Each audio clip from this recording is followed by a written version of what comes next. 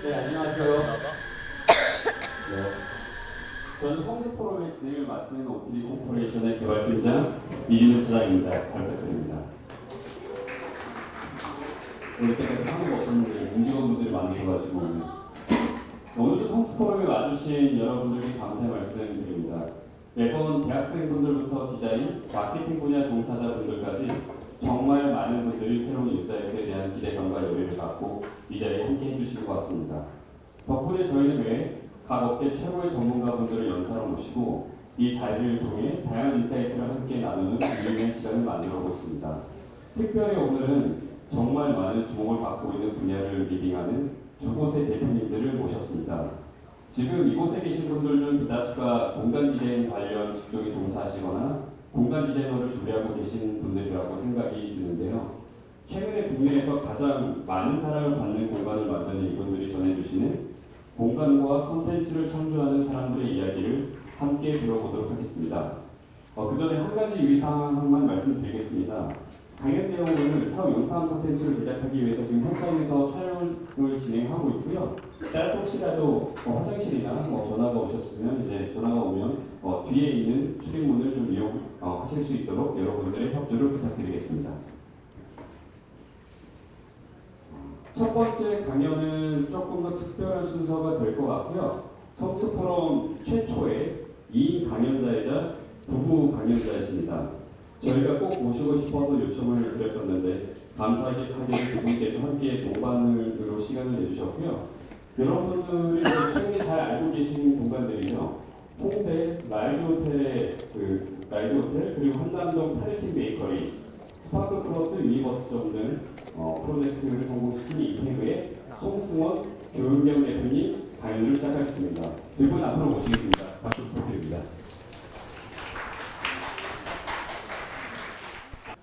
저희는 대부분 회사 이름을 먼저 명함드리면 되게 많이 물어보세요. 어떻게 불러야 되는지. 그래서 저희 회사 이름은 인테그고요. 원래는 인테그레이션이라고 해서 종합적인 건축, 그 다음에 같이 아우는 건축을 하자라는 취지에서 인테그레이션에서 인테그로 저희 회사 이름을 지었습니다. 그래서 Hello, we are Integ. 지금 있는 프로젝트들이 저희가 진행을 하고 있는 프로젝트들 그리고 했던 프로젝트들을 이제 베이스로 깔고 저희는 건축, 인테리어, 그 다음에 공간, 가구 이렇게 저희가 하는 영역입니다.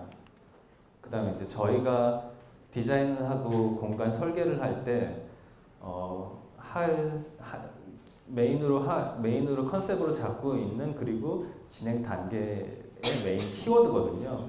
그러니까 저희는 설계를 할 때도 저 4개의 메인 키워드를 위주로 설계를 진행을 합니다. 그래서 관계, 그리고 공간성, 그리고 경험, 그리고 그 경험들이 모여서 추억.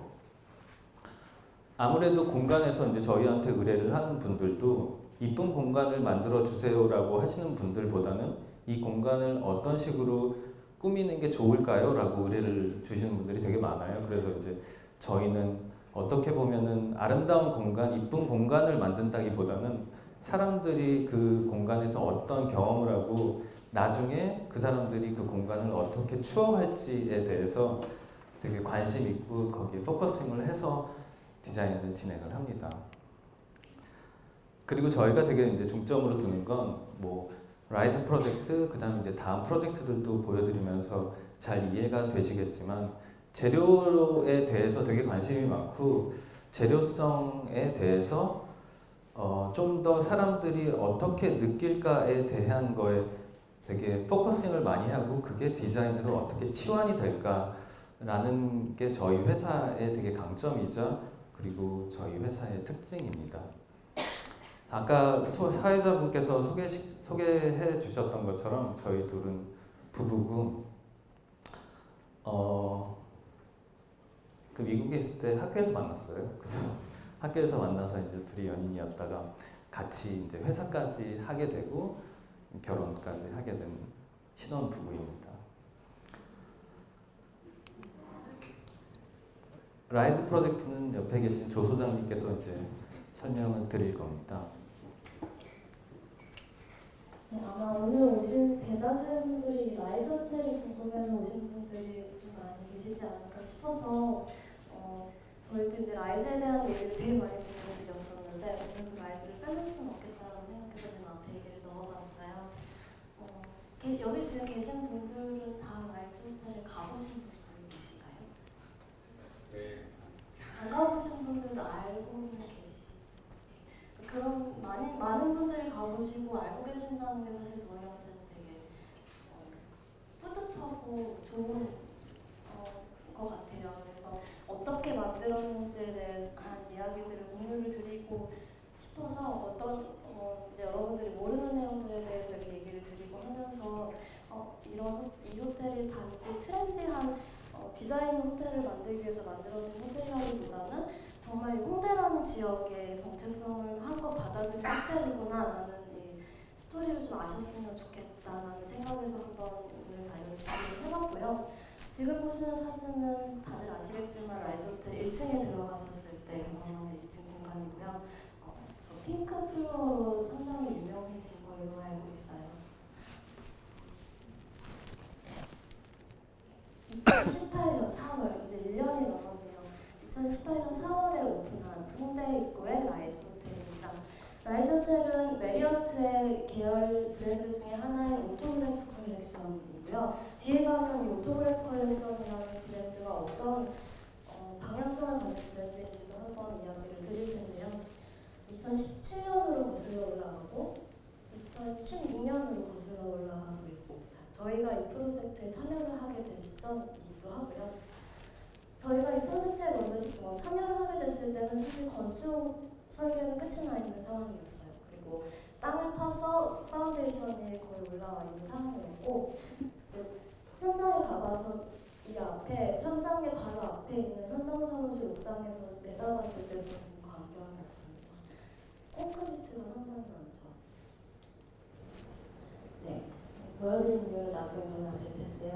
라이즈 호텔은 홍대에 있고 사거리 쪽에 위치해 있는 곳이고요. 그리고 그 메리어트 호텔 오토그래프 컬렉션이 추구하는 바는 단지 럭셔리 호텔이라든지 아니면 잘 디자인 호텔의 중요성보다는 이 호텔이 자리 잡고 있는 나라 그리고 이 호텔이 자리 잡고 있는 지역의 지역성을 얼마나 많이 반영하고 있냐가 이 브랜드 라이센스를 주는 요소가 됐어요. 그래서 그러고 이제 자체 브랜드를 만든다는 건 결국에는 이 호텔의 위치가 어디냐는 게 가장 첫 번째로 고려가 돼야 되는 거기 때문에 저희가 프로젝트에 인볼브가 됐을 때 가장 먼저 나왔던 게 도대체 이 홍대라는 곳이 어떤 공간이냐라는 걸 보기 시작을 했고요.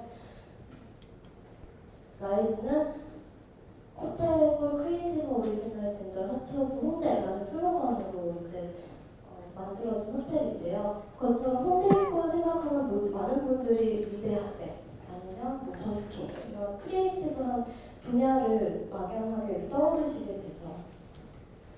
홍대 입구에 생각하면 맨 처음에 저희가 생각했던 부분은 홍대였습니다. 홍익대학교의 이 학생들의 창의로운 크리에이티브함 이런 것들을 많이 생각했는데 조금 더 들여다보기 시작을 하니까 사실은 홍대 입구를 벗어나는 주변에 홍대 입구라는 이 지역면이 포괄을 하는 그 전반적인 영역에 자리를 잡은 인구들은 사실 단순히 학생들이라기보다는 홍대 입구 홍익대학교를 졸업했을 수도 있지만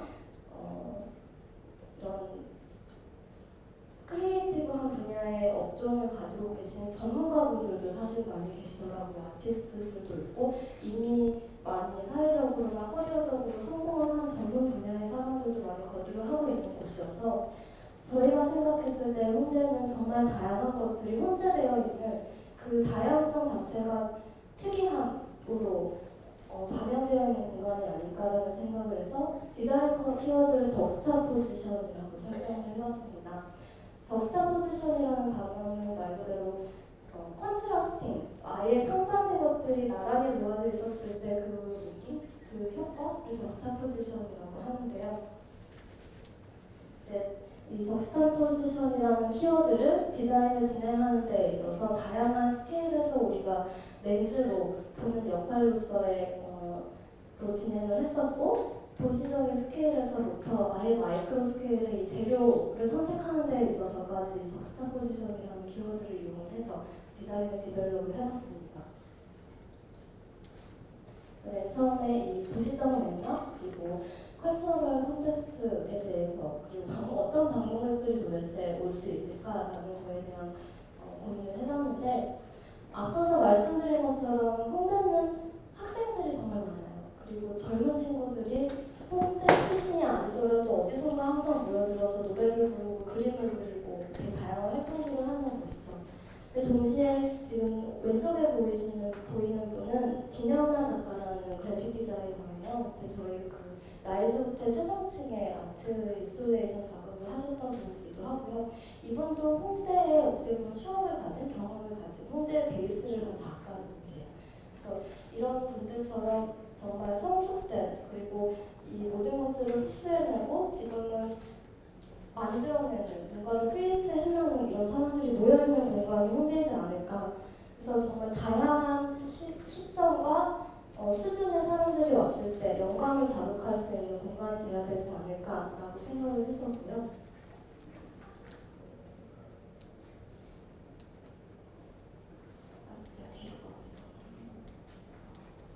네. 그래서 이런 방문객들이 오는 업토그래픽 컬렉션은 어떤 방향이 돼야 될까라는 고민을 하게 됐었습니다.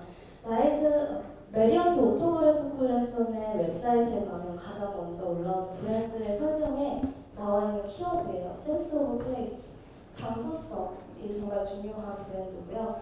사실 메리어트 호텔은 다들 너무나 아시겠지만 어떻게 보면 좀 지루할 정도로 보수적인 호텔이에요. 그래서 메리어트 호텔, JW 메리어트 이런 데 가보면 본인들이 갖고 있는 이런 디자인이나 계획, 노하우가 정말 철저하게 있기 때문에 디자이너들이 할 수 있는 자유도가 그렇게 높지 않습니다. 그 중에서 유일하게 모든 디자인의 자유도를 주는 브랜드가 사실 메리어트의 오토그래픽 컬렉션이고요. 워커힐의 W 호텔이라든지 하얏트의 안다즈 호텔 정도 개념으로 보시면 되실 것 같습니다.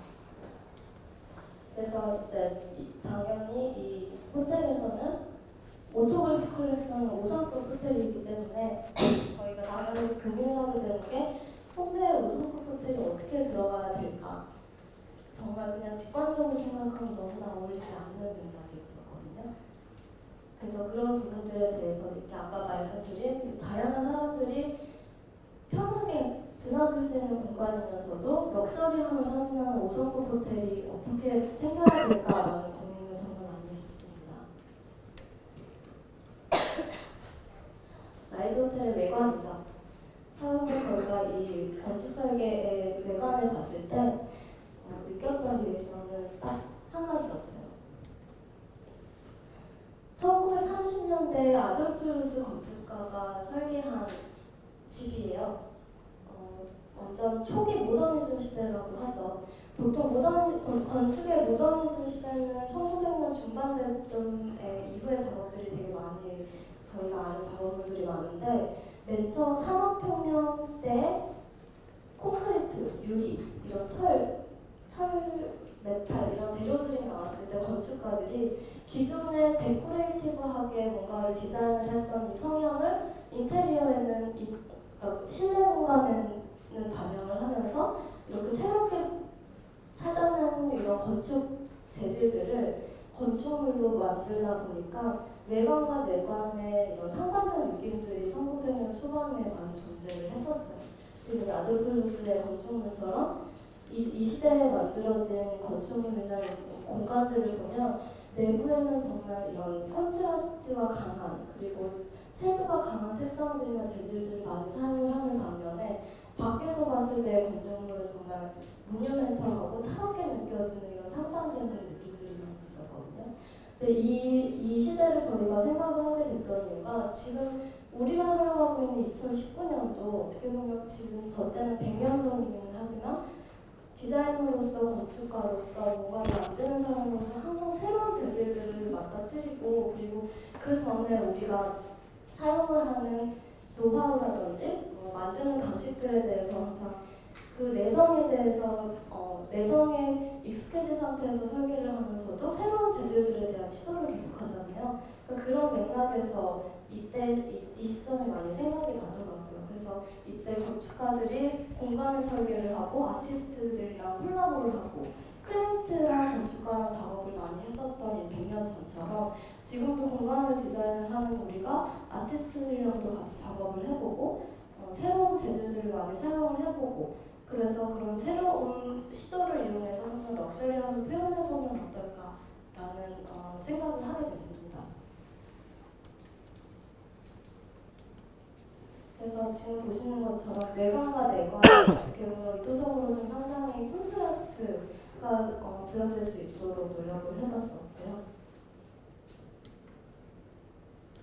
그래서 이런 저스타포지션이라는 키워드가 단순히 디자인뿐만 아니라 저희는 이제 이 호텔을 진행하던 당시에 구성원들이 그렇게 많지 않았어요. 그래서 다 같이 모여서 어떤 프로그램이 들어가면 좋을까, 어떤 브랜드가 들어가면 좋을까 이런 고민들을 같이 할 수 있는 계기가 있었기 때문에 그런 다양한 사람들이 쉽게 드나들 수 있도록 프로그래밍을 어떻게 하면 좋을까라는 고민을 하게 됐었습니다. 그래서 전체적으로 계획을 보면 저층부는 홍대 학생들이 수업하기 전에 커피 한 잔 먹으러 올 수 있을 정도로 오픈된 대중적인 공간, 그리고 2층으로 올라갈수록 조금 더 엑스클루시브하고 스페셜하게 느껴질 수 있는 공간으로 구획을 하고자 했었고요.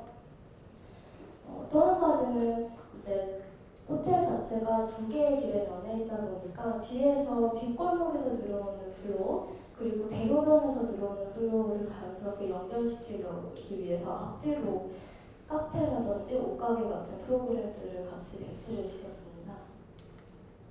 지금 보셨던 거는 1층 평면이고요. 그래서 양아래로 홍대 입구 여기 이쪽에 있다고 하면 1층으로 들어오는 곳에 여기에 타르틴 베이커리가 있죠. 그리고 홍익대학교가 이 뒤쪽에 있다라고 하면 이 뒤에서도 들어올 수 있는 진입구들이 많이 나눠져 있고, 그리고 1층에서 봤을 때 라이즈 호텔은 호텔인지 모르게 하자라는 게 어떻게 보면 저희 의도였기도 했습니다. 그리고 3층으로 올라가면 1층에 이 뒤에서 붙어 있는 옷가게가 3층 전체적으로 같이 배치가 되어 있고요. 호텔 공간과 상업 공간은 벽이나 문으로 나눠져 있는 게 아니라 하나의 공간으로 연결하도록 하자는 프로그래밍이 계획이 되었었습니다. 다들 아시겠지만 지금 1층부에 들어와 있는 타르틴 베이커리랑 그리고 웍스아웃이고요. 웍스아웃이라는 브랜드를 찾기 위해서 저희 그 라이즈 호텔의 브랜드 디렉터 제이슨이 정말 많은 노력과 고민을 했었어요. 그 이유가 공간적으로도 크리에이티브하고 정말 흥미로운 공간이어야 되는데 판매하는 가격대도 접근성이 높아야 된다는 게 저희의 생각이었었거든요. 근데 웍스아웃이라는 브랜드는 나이키라든지 이런 10대들도 좋아하는 브랜드들을 판매를 하는 공간이에요. 그래서 프로그램적으로도 되게 잘 맞아 떨어져서 이 브랜드 자체가 힘을 받으면서 호텔도 같이 잘 되는, 호텔은 방을 타는 데 집중을 하는 역할을 하고 같이 파트너로 입점해 있는 상업시설들은 그들의 최선을 다해서 다 같이 시너지를 내자라는 의도로 이제 전반적인 상업시설들이 계획이 되었습니다. 지금 보시는 것처럼 타르틴 베이커리 공간과 여기 2선을 기점으로 여기는 임대 공간이고요. 호텔 주인 입장에서는 임대 공간이고요. 핑크색 플로어에서는 호텔 공간이에요. 근데 방문객들이 이 공간에 처음에 들어왔을 때는 절대 알 수가 없는 영역이죠. 그래서 이런 경계의 모호함이 저층부에서는 전반적으로 계속 일어납니다. 뒤쪽으로 연결이 되는 통로고요. 뒤쪽으로 가셔도 뒤에 이 골목에서 연결이 되는 또 다른 타르틴 베이커리가 입점이 있습니다. 거리도 완전히 열려져 있는 형태로 계획이 되었고요. 1층보다 약간의 개방감을 좀 줄인, 그리고 체킹 스페이스가 위치해 있는 3층이고요. 라이즈 호텔은 1층의 수업료가 상당히 높기 때문에 2층이었고 바로 3층으로 연결이 돼요. 그래서 1층은 100% 스페이스를 다 상업 공간에 데디케이트 했다고 하면 3층은 한 4분의 1 정도의 공간을 체킹 공간으로 하고 나머지는 1층에서 연결된 옷가게 그리고 라이브러리 스페이스가 있습니다. 체킹 스페이스고요. 라이브러리 공간입니다. 그래서 이 라이브러리 공간 같은 경우도 1층에 면에 있지는 않지만 굳이 호텔 투숙객이 아니어도 이제 대중들이 와서 앉아서 작업을 할 수 있도록 약간의 포켓 스페이스를 만들어서 편하게 와서 앉아있다 가도록 하게 계획이 되어 있는데요. 얼마 전에 라이즈에 가보니까 실제로 이렇게 랩탑을 갖고 와서 사람들이 여기서 작업을 하고 있더라고요. 이렇게 이 안에 들어가면 밖에서는 잘 보이지 않는 그런 프라이빗한 느낌들이 있고요. 그리고 다른 쪽 3층에 엘리베이터를 넘어서 다른 쪽으로 가면 이 웍스아웃이라는 옷가게랑 연결되어 있는 라운지 스페이스가 있어요. 근데 저희가 지금 이 사진을 보여드리는 이유가 지금 보시는 이 뷰는 호텔 공간입니다. 그리고 바로 180도 돌아서 뒤를 돌아보는 이 뷰는 웍스아웃의 공간이에요. 그리고 저희 그 호텔 공간과 웍스아웃의 공간이 공간적으로 그렇게 다르지 않죠. 그리고 다른 벽도 없고 동선상으로도 연결이 되어 있는데 사실 이 전체적으로 하나의 공간으로 보이게 하기 위해서 이 호텔 공간도 웍스아웃의 건축가한테 의뢰를 맡겼었던 부분이에요. 그래서 지금 보시는 이 라운지 부분도 같은 건축가가 설계를 한 공간이고요. 그리고 이 유리 책장을 넘어서 보이는 이 공간은 호텔의 기존의 홍보 아니면 마케팅 팀이라고 하죠. 그리고 호텔에도 디자인 팀이 있잖아요. 이 팀들을 아우러서 컬처 팀이라고 해요. 라이즈 호텔에서는. 그래서 그 팀원들이 홍대 공간에서 실제로 호텔의 문화를 만들어 나가는 작업을 하는 오피스 공간이고요. 이분들이 여기서 일주일에 40시간씩 근무를 지금도 하고 계십니다. 그래서 뒤쪽에서 본 호텔의 그 입점에 있는 웍스아웃이 1층에서 사람들이 들어와서 3층까지 연결이 되고 여기에서 바로 호텔 공간으로 이어질 수 있도록 계획이 되어 있고요. 그래서 이렇게 웍스아웃을 위해서 방문하는 많은 사람들의 플로우가 자연스럽게 호텔로 연결되는 그런 시너지도 나오고 있습니다. 그리고 4층에는 5성급 호텔의 필수사항이 올데이 다이닝 공간이에요. 그래서 하루 종일 삼시세끼를 먹을 수 있는 다이닝 공간을 제공하는 게 5성급의 기준이고 그것 때문에 탄생한 공간이 바로 이 롱침입니다. 그래서 롱침도 마찬가지로 태국의 미슐랭 스타 셰프가 태국에서 만든 브랜드고요. 지금 한국으로 처음 들어와서 여기 라이즈 호텔에 자리 잡게 되었습니다. 그래서 이 공간이 아침마다는 그 호텔의 조식 뷔페를 서브하는 역할을 하기도 합니다. 그리고 5층에 가면 지금 5층에 가면 여기도 이제 일종의 5성급 호텔이기 때문에 꼭 가지고 있어야 되는 공간인데요. 비즈니스 라운지라고 하죠. 회의를 하는 공간, 그리고 투숙객들이 업무를 보거나 회의를 하거나 아니면 컨퍼런스콜을 할 수 있는 공간들. 보통 5성급 호텔에 가면 상당히 포멀한 공간이죠.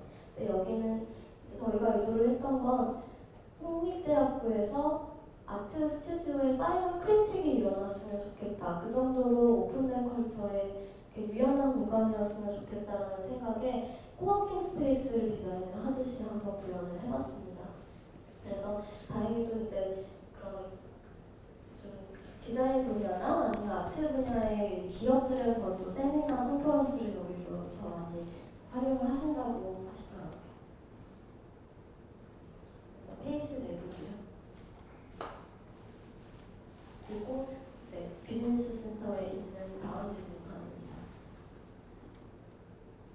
이제 마지막으로 상업 공간의 가장 최상층에 위치해 있는 그리고 그 적스타 포지션의 거친 느낌과 정제된 느낌의 스펙트럼에서 가장 정제된 느낌을 가지고 있는 공간인데요. 15층에 위치한 루프탑 바 공간이에요. 사이드 노트클럽이라는 곳이고요. 아까 저층부의 디자인이랑 비교했을 때 많이 정돈된 느낌이죠. 그래서 이곳 같은 경우는 저희가 이따가 저희 송 부장님이 전반적인 재질이라든지 컬러 선택에 대한 스토리를 또 따로 얘기를 하실 텐데 가장 색이 강하게 들어가고 볼드하게 들어간 공간이에요. 근데 전체 공간에서 봤을 때 가장 어두운 공간이기 때문에 저희가 여기에 들어가는 이 가구의 톤이나 이 벽의 톤, 이 재질들을 고를 때 사실 실제로 한 12시가 넘어가고 불을 꺼놓은 상태에서 색깔을 한번 봤었어요. 그러니까 어두운 공간에서 봤을 때도 이 색을 많이 쓰면서 재미있게 공간, 흥미로운 공간을 만들어보고 싶어서 실제로 조도를 되게 많이 낮춰놓고서는 이 셀렉트를 진행을 했었던 기억이 지금 나고요. 네, 이 안에 있는 공간이고 그리고 숨겨져 있는 히든 플레이스라는 느낌을 표현하고 싶었던 루프탑 라인입니다. 여기까지 이제 전체적인 프로그램에 대한 설명을 드렸었고요. 재료에 대해서 저희가 재료로 이 모든 것들을 구현하기 위해서 어떤 노력을 했고 어떤 실험을 했는지 이제 송 소장님 설명을 해주시고.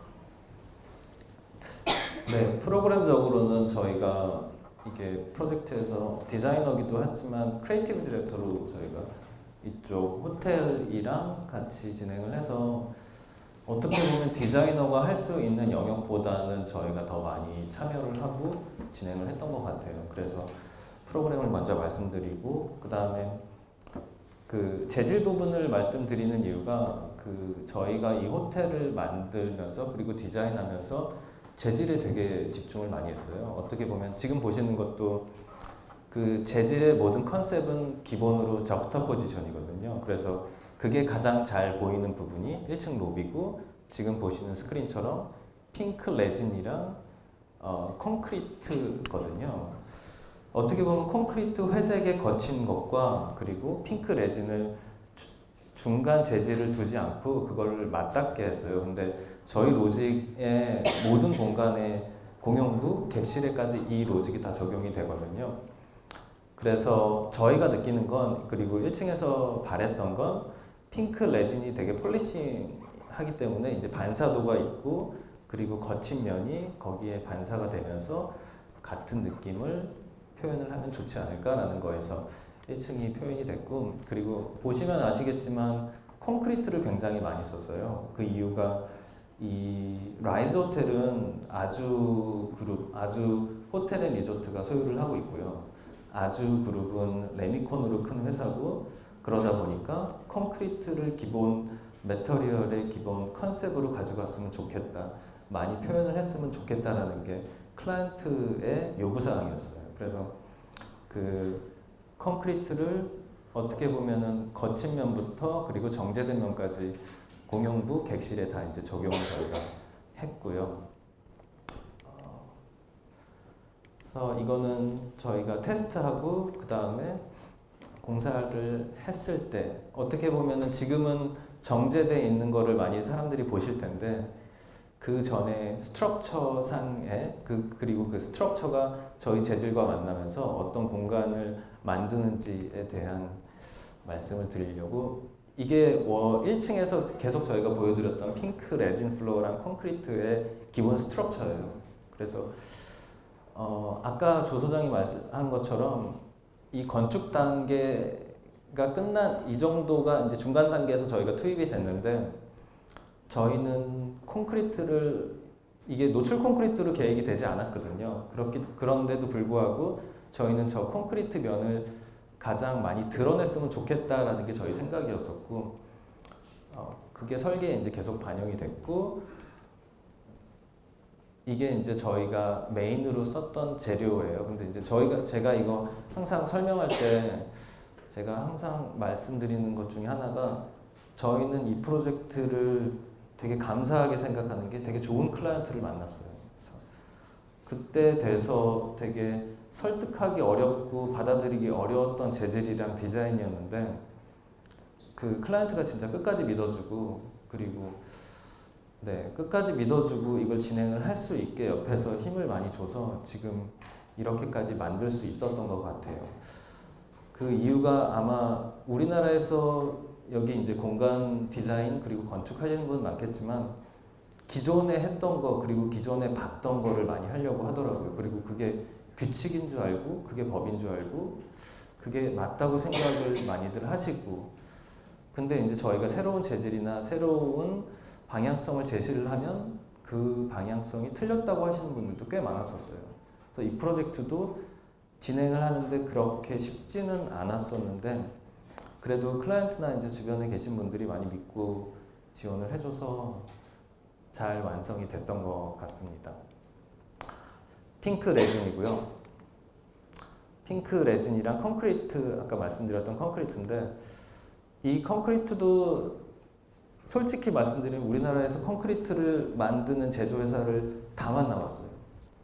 정말 많이 만나고, 그리고 저희가 원하는 의도를 어떻게 구현을 할 수 있을까를 했는데, 진행을 하면서 많이들 포기를 하셨었거든요. 그래서 이제 저희도 이거를 어떻게 진행을 더 해야 될까라고 고심을 했는데, 그래서 이제 지금 보시는 게 그 콘크리트를 테스트하고 계속 이제 연구를 하고, 저희가 원하는 건 1층에 되게 러프한 콘크리트에 안반 딱 그 조각을 갖다 놓는 것 같은 거였는데, 그 구현이 쉽지 않았었거든요. 그래서 테스트를 하고, 오른쪽에 보시는 것처럼 저렇게 어떻게 보면 산의 한쪽 면에 있는 것처럼 저 부분을 콘크리트로 만드는 게 저희의 골이었어요. 그래서 왼쪽 분이 우리나라에 계신 분인데, 같이 이제 막 연구도 하고 3D 프린팅도 해보고 뭐 CNC 밀링도 해보고 정말 속된 말로 별 난리를 다 쳤거든요. 근데 결국은 쉽지 않았어요. 그리고 결국은 많은 회사, 거의 모든 회사가 다 드랍다운 했고, 그래서 이제 저희도 되게 고민을 했다가 마침 그때 그 헝가리에는 이방카라는 회사를 찾았는데, 그 이방카라는 회사는 제가 전에 건축 회사도 계속 다녔지만, 이방카라는 회사는 자하 하디드랑 그 다음에 마셀 론더스 같은 디자이너들의 작품을 만들어주는 콘크리트 회사예요. 그리고 그쪽은 대량 생산도 안 하고 작품을 보고서는 그 생산을 해주더라고요. 그래서 일단 저희도 지체할 수가 없어서 일단 헝가리로 날아갔고, 헝가리 부다페스트에 있는 건데, 그쪽에 이 프로젝트를 프레젠테이션 하고 그 다음에 만들어줬으면 좋겠다라는 거를 그쪽에 어필을 해서 이제 저희가 돌아왔을 때는 이제 대답을 들었죠. 그럼 자기네들이 프로젝트를 진행을 하겠다라고 해서 지금 보시는 라이즈가 탄생을 한 거고, 지금 오른쪽 같은 경우는 몰딩이 독일에서 왔고요. 그 다음에 제작은 헝가리에서 했습니다. 그래서 이제 이게 헝가리에서 출발하기 전에 이제 저희가 검수하고 딱 찍었을 때 되게 뿌듯하더라고요. 그래서 이제 우리나라에 와서 시공을 하고 이제 설치를 했는데, 지금 그 러프한 콘크리트는 헝가리에서 했지만, 그 다음에 나머지 부분은 저희가 계속 콘크리트를 디벨롭을 했기 때문에 어떻게 그 우리 디자인을 콘크리트의 재질로 표현을 할까라는 거를 연구를 계속 많이 했거든요.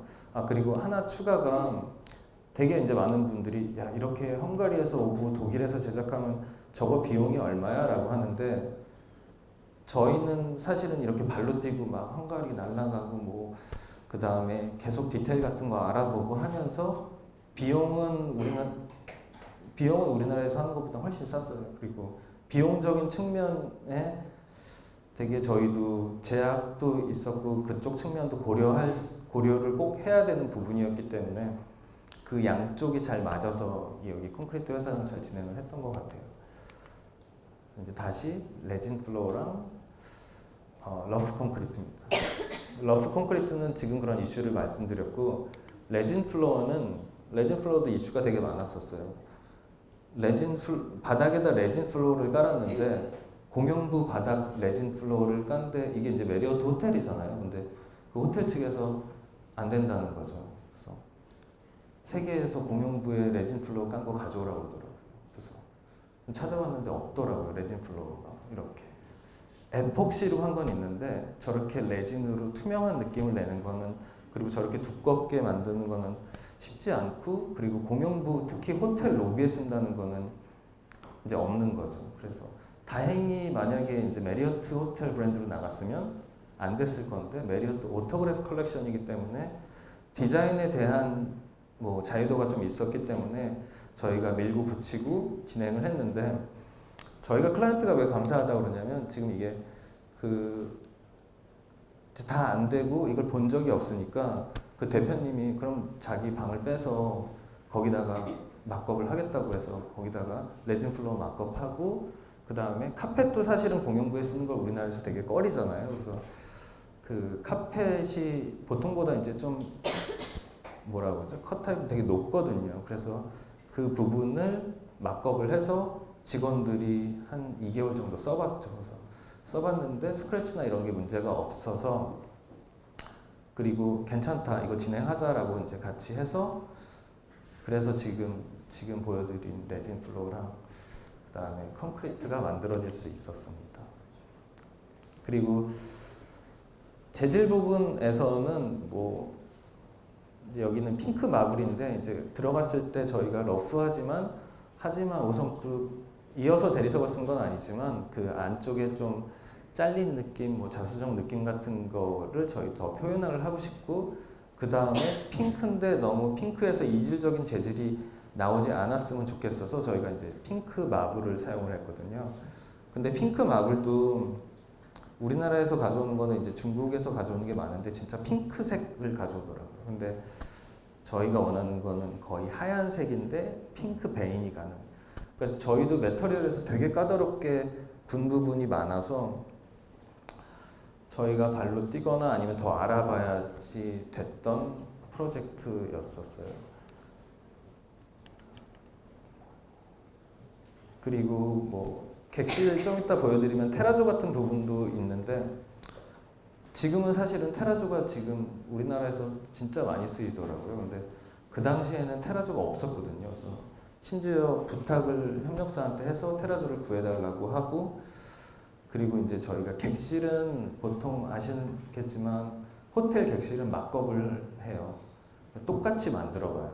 그 다음에 그 호텔에다 만드는 게 아니라 다른 쪽에다 만들고 그 다음에 디자인 품평회를 하거든요. 이제 그때 저희가 그 테라조를 깔았었는데 이제 테라조가 그때 유행하지 않았던 거다 보니까 막 고등학교에 그 화장실에 있는 도끼다시 여기다 깔면 어떡하냐, 막 여기 5성급 호텔이다, 니네 뭐 아냐, 막 이제 이래서 되게 호불호가 강했었어요. 근데 그것도 잘 이해를 해주셔서 진행했고 지금은 결과가 좋아서 저희도 다행이다라고만 생각하는 그런 재질입니다. 그래서 저희가 콘크리트를 많이 썼던 이유가 어떤 의미에서 봤을 때 저희 자신을 그리고 5성급 호텔이라는 정체성을 한번 챌린징을 해보고 싶었어요.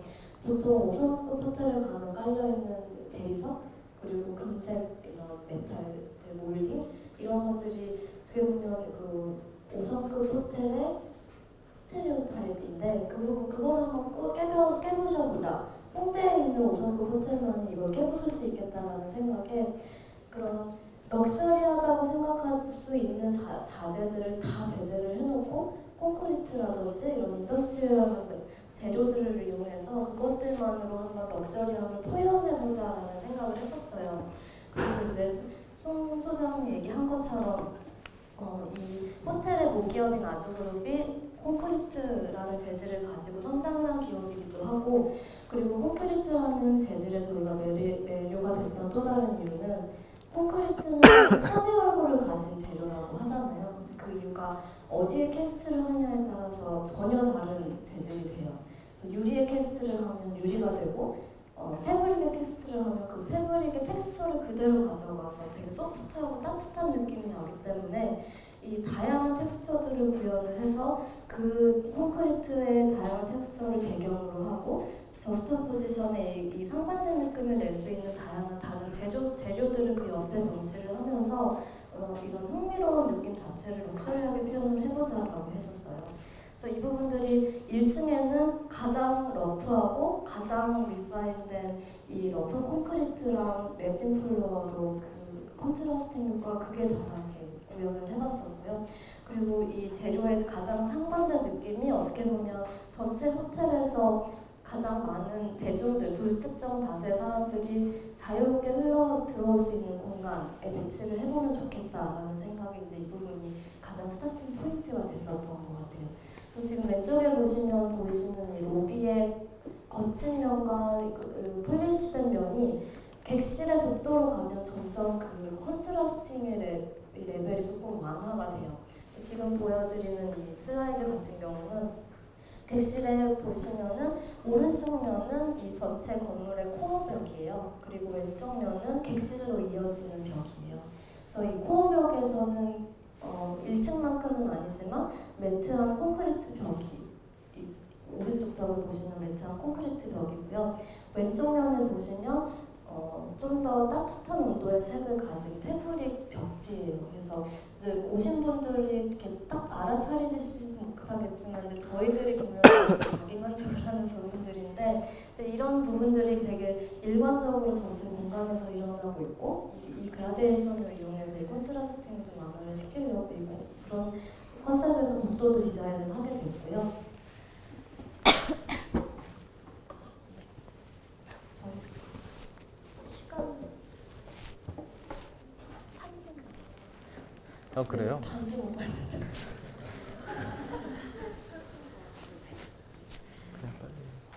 네, 그래서 이런 부분들이 이제 저희가 객실에 들어가는 아트워크에까지 실제로 진행을 했어요. 그래서 1층에 러프 콘크리트의 텍스처를 사진을 찍어서 이제 아트로 진행을 했었던 거고, 그리고 이제 마지막으로 간단하게 보여드릴 부분은 이 1층에서 일어나는 이 적스타포지션을 저희가 객실에서는 가구에서 한번 구현을 해봤어요. 그래서 이 매트함과 폴리시함, 거침과 반짝이는 느낌은 커피 테이블을 이용을 해서 똑같이 한번 연속을 시켜봤고요.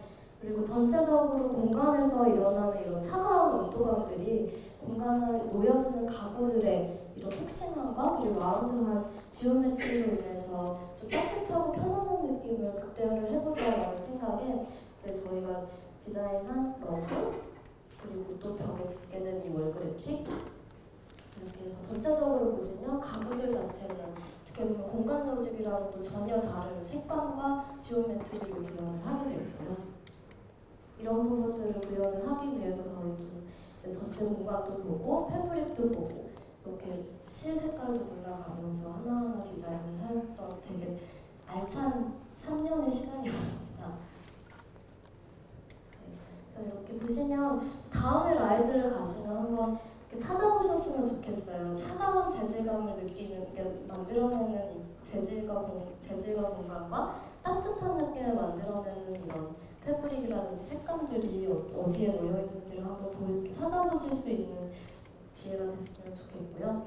지금 보여드리는 슬라이드는 15층의 사이드노트 클럽 주변에 위치해 있는 아티스트들이랑 콜라보를 했던 아티스트룸이에요. 여기 같은 경우는 총 4개의 객실이 있는데 저희는 전체적으로 라이즈 호텔의 색감을 정말 많이 사용을 했었는데 아티스트 스위트 같은 경우는 거의 다 갤러리처럼 흰색 공간으로 꾸몄었고요. 아티스트의 작품을 먼저 보고 그 아티스트가 이런 설치를 하겠구나라는 상상에 의해서 저는 가구들의 색감을 셀렉을 하게 됐어요. 그래서 저희도 아티스트가 무슨 작품을 할지 모르고 아티스트도 자기가 설치를 하게 될 공간이 어떻게 나올지 마지막까지 잘 모르는 상태에서 암묵적인 콜라보를 이용해서 암묵적인 콜라보의 형태로 진행이 됐던 공간들이고요. 여기 지금 보시는 이 방은 2명의 아티스트가 작업을 했던 방이에요. 근데 제가 지금 기억이 나는 게 2명이 2주 동안 공사장에 와서 외국인 아티스트 2명이 작업을 했어요. 지금 벽에 있는 모든 아트와 사진들이 이 라이즈 호텔 사이트랑 주변의 홍대에서 촬영하고 그리고 텍스처 트랜스퍼를 한 작업물들인데 본인들이 알아서 걸겠다고 하더라고요, 설치를. 그래서 문을 닫아놓고 자기네들이 막 걸고 저희랑 호텔팀이랑 일 끝났다니까 가보자고 여러분들 다들 너무 경악을 했었던 기억이 나요. 이런 스케일에 정말 이 아티스트의 작업실에 온 것 같이 여기저기 다 이렇게 하고 싶은 대로 막 이렇게 붙여놓은 그림이 처음에는 정말 화장실에 붙어 있었거든요, 그림이.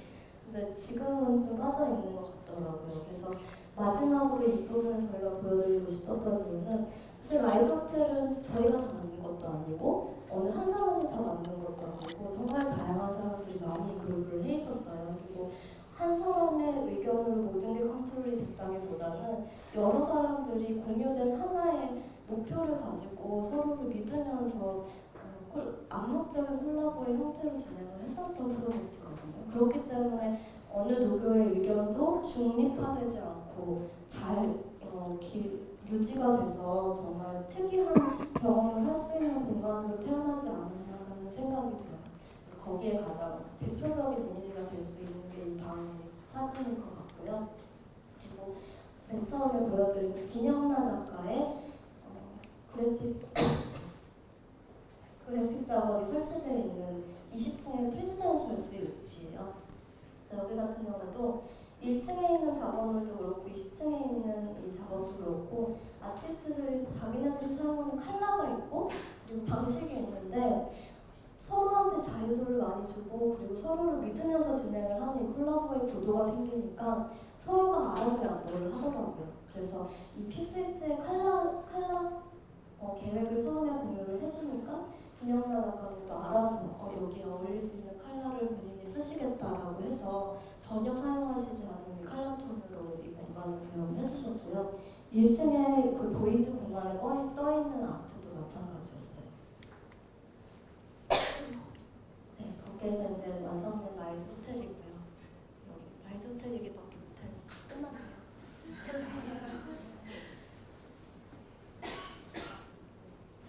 아니 이거 마지막 해요.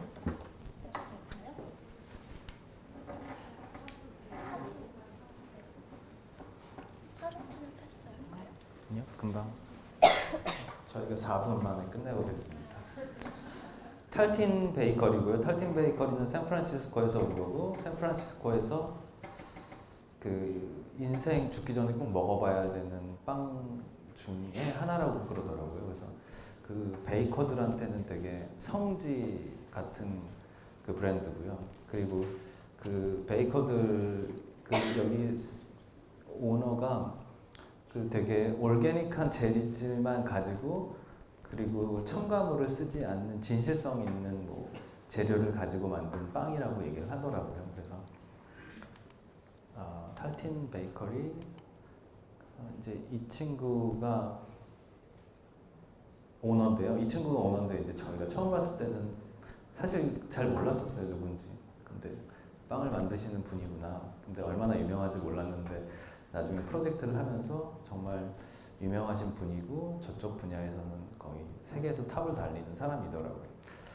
이제 이분이 우리나라에 왔었고, 그래서 이제 같이 의논을 하면서 어떤 공간이 될 건지에 대해서 되게 많이 얘기를 했었어요. 그래서 지금 저희가 보여드리는 그 공간, 이 공간은 어떻게 보면은 그 카페 그리고 이게 카페 스페이스, 리테일 스페이스, 카페 스페이스인데 대부분 카페면은 이제 고객들이 어떻게 사용을 하고 고객들을 위한 공간을 만드는데 저희는 역으로 그냥 베이커들을 위한 공간이고 이 베이커들을 위한 공간에 사람들이 와서 그거 지켜보고 그냥 같이 좀 즐길 수 있는 공간이 됐으면 좋겠다라는 게 저희 메인 컨셉이었고 그렇게 진행해서 보니까 이제 지금 플랜인데 플랜 보시면 이 왼쪽 잘 안 나오는데 왼쪽 부분에 있는 게 키친이에요. 그래서 어떻게 보면 고객들이 왼쪽이랑 위쪽 부분이 다 키친이거든요. 그래서 고객들이 이용하시는 공간은 진짜 작고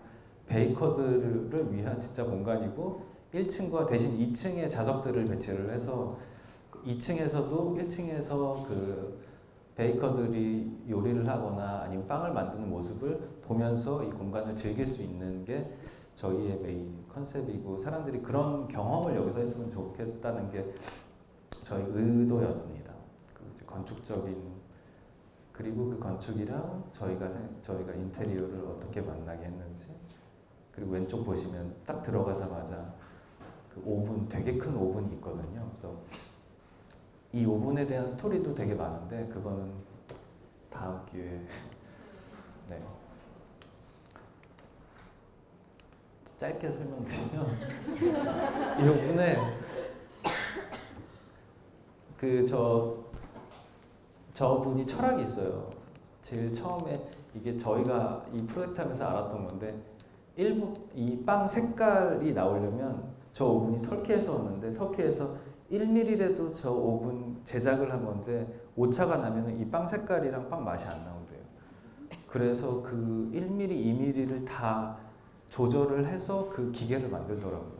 그래야지 이 빵이 나오고 심지어 다른 나라에서 그 탈틴 브랜드가 갔는데 그 오븐을 자기네들이 원하는 사이즈로 만들지 않았대요. 그래서 그렇게 돈을 투자하고 했음에도 불구하고 그 나라에서 철수를 하더라고요. 왜냐면 자기가 원하는 빵 색깔도 아니고 자기가 원하는 빵 두께도 크리스피한 두께도 아니라고. 그래서 여기는 이제 그런 부분을 되게 많이 지키고 저는 저 사람이 그냥 스타만인 줄 알았는데 정말 와서 노래 한 곡 한 곡 다 선정하더라고요. 그래서 자기가 생각하고 자기가 맞는 노래 곡 그다음에 분위기 커피 뭐 이런 것까지 다 하나하나 조정을 하더라고요. 그래서 그럴만하신 분이구나라고 이제 저희도 이 프로젝트를 진행을 하면서 알게 됐습니다.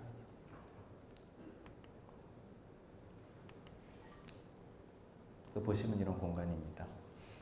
그래서 저 위에 있는 거는 저희가 탈틴에서 약간 아이덴티티를 우리나라에서 좀 찾아갔으면 좋겠는 게 저희 생각이어서 저희가 풍성잔치라고 하는데 저거를 풍선으로 다 막업을 했었어요. 왜냐면 첨고가 너무 높다 보니까 한번 다르면 수정이 안 되거든요. 그래서 실제 풍선 사이즈를 다 만들어서 그거를 다 막업을 해보고 높이랑 위치를 다 조정을 한 다음에 그 위치대로 저 전등을 다 달고 가구 부분도 다 그렇게 좀 진행을 했습니다.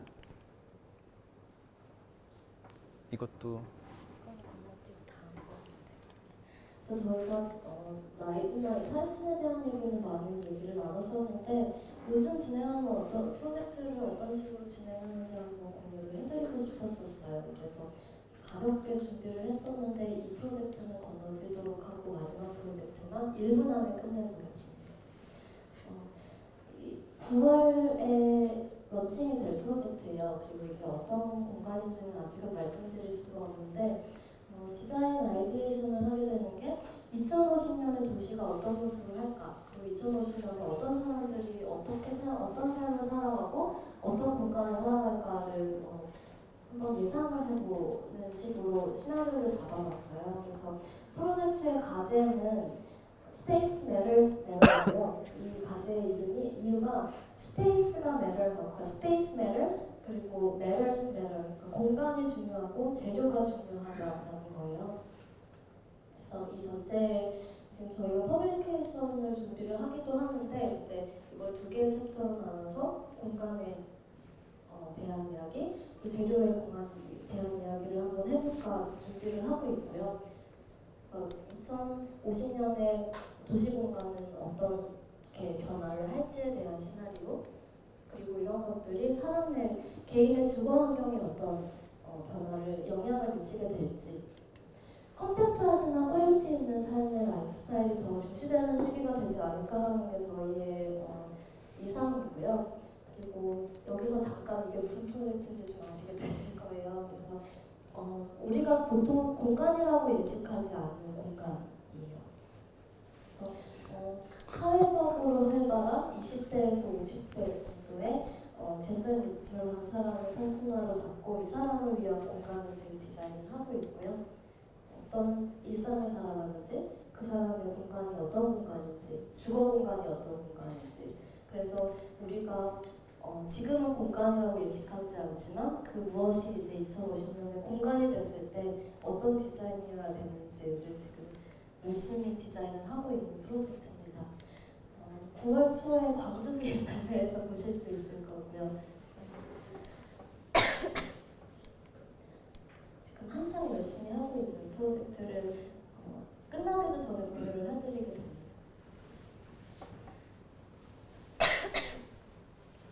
네, 그래서 사실 저 두 프로젝트 보여드리면 좋았는데 저희한테는 아까 초반에 말씀드렸던 것처럼 공간에 어떤 프로그램을 넣고 이걸 잘 이쁘게 만들어주세요 라고 하는 것보단 정말 어떤 공간 가져오시고 이 공간 어떻게 만들어야 돼요? 라고 접근하시는 분이 되게 많으세요.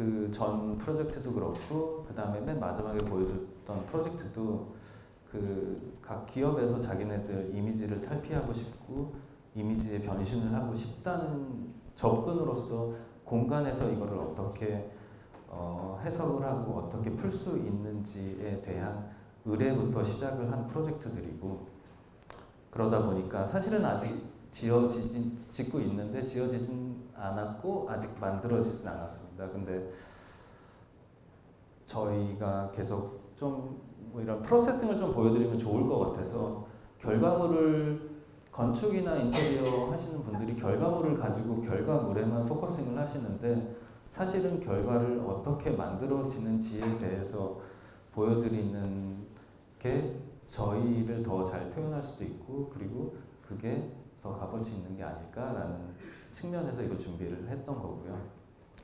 일단 너무 시간을 잘 마지막에 짧게 보여드린 것 같아서 죄송하긴 하지만 나중에 다 만들어지면 또 이런 기회가 있어서 잘 보여드리겠습니다.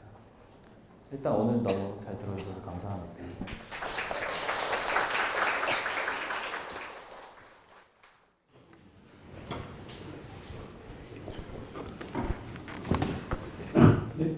너무 좋은 그 강의 내용 전달해 주신 홍승환 조용규 대표님께 다시 한번 박수 부탁드립니다. 다음은 최주환 대표님 소개드리겠습니다. 여기 계신 분들 중 한 번쯤은 이 스튜디오가 작업한 공간을 다 경험해 보셨을 거로 좀 예상이 되고요. 저는 개인적으로는 이제 카페 진정성이라든지 파치 수월 같은 힙한 또 커피숍 디자인으로 굉장히 유명하시죠. 그만큼 국내 많은 브랜드와 소비자들의 사랑을 받고 있는 디자인 스튜디오 더 퍼스트 펭귄의 최재형 대표님을 모시겠습니다. 네, 반갑습니다. 더 퍼스트 펭귄 최재영이라고 합니다. 그 앞에서 인테그 대표님들께서 하신 거 너무 재밌게 잘 봤고요. 그 반면교사 삼아서 저는 좀 말을 빨리 해서 그 준비한 것들 다 말씀드릴 수 있도록 한번 해볼게요. 그 공교롭게도 뭐 인테그가 사실 이름에 인테그레이티드라는 말이 들어가는데 오늘 제가 말씀드리고 싶은 주제도 인테그레이티드 스페이스 디자인이라는 주제고요. 거창하게 말씀드렸지만 좀 쉽게 말씀드리면 통합적으로 공간을 어떻게 디자인할까에 대한 이야기고요.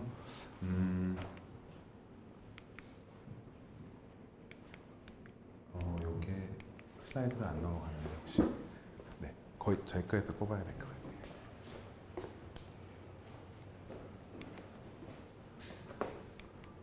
네, 이제 되네요. 근데 보이시나요? 제가 이렇게 좀 글씨를 작게 쓰는 편이어서 아마 객석에서 네 보이긴 하네요. 그래서 어쨌든 작게 썼지만 좀 그 눈을 크게 여시고 봐주시면 다 보일 것 같습니다.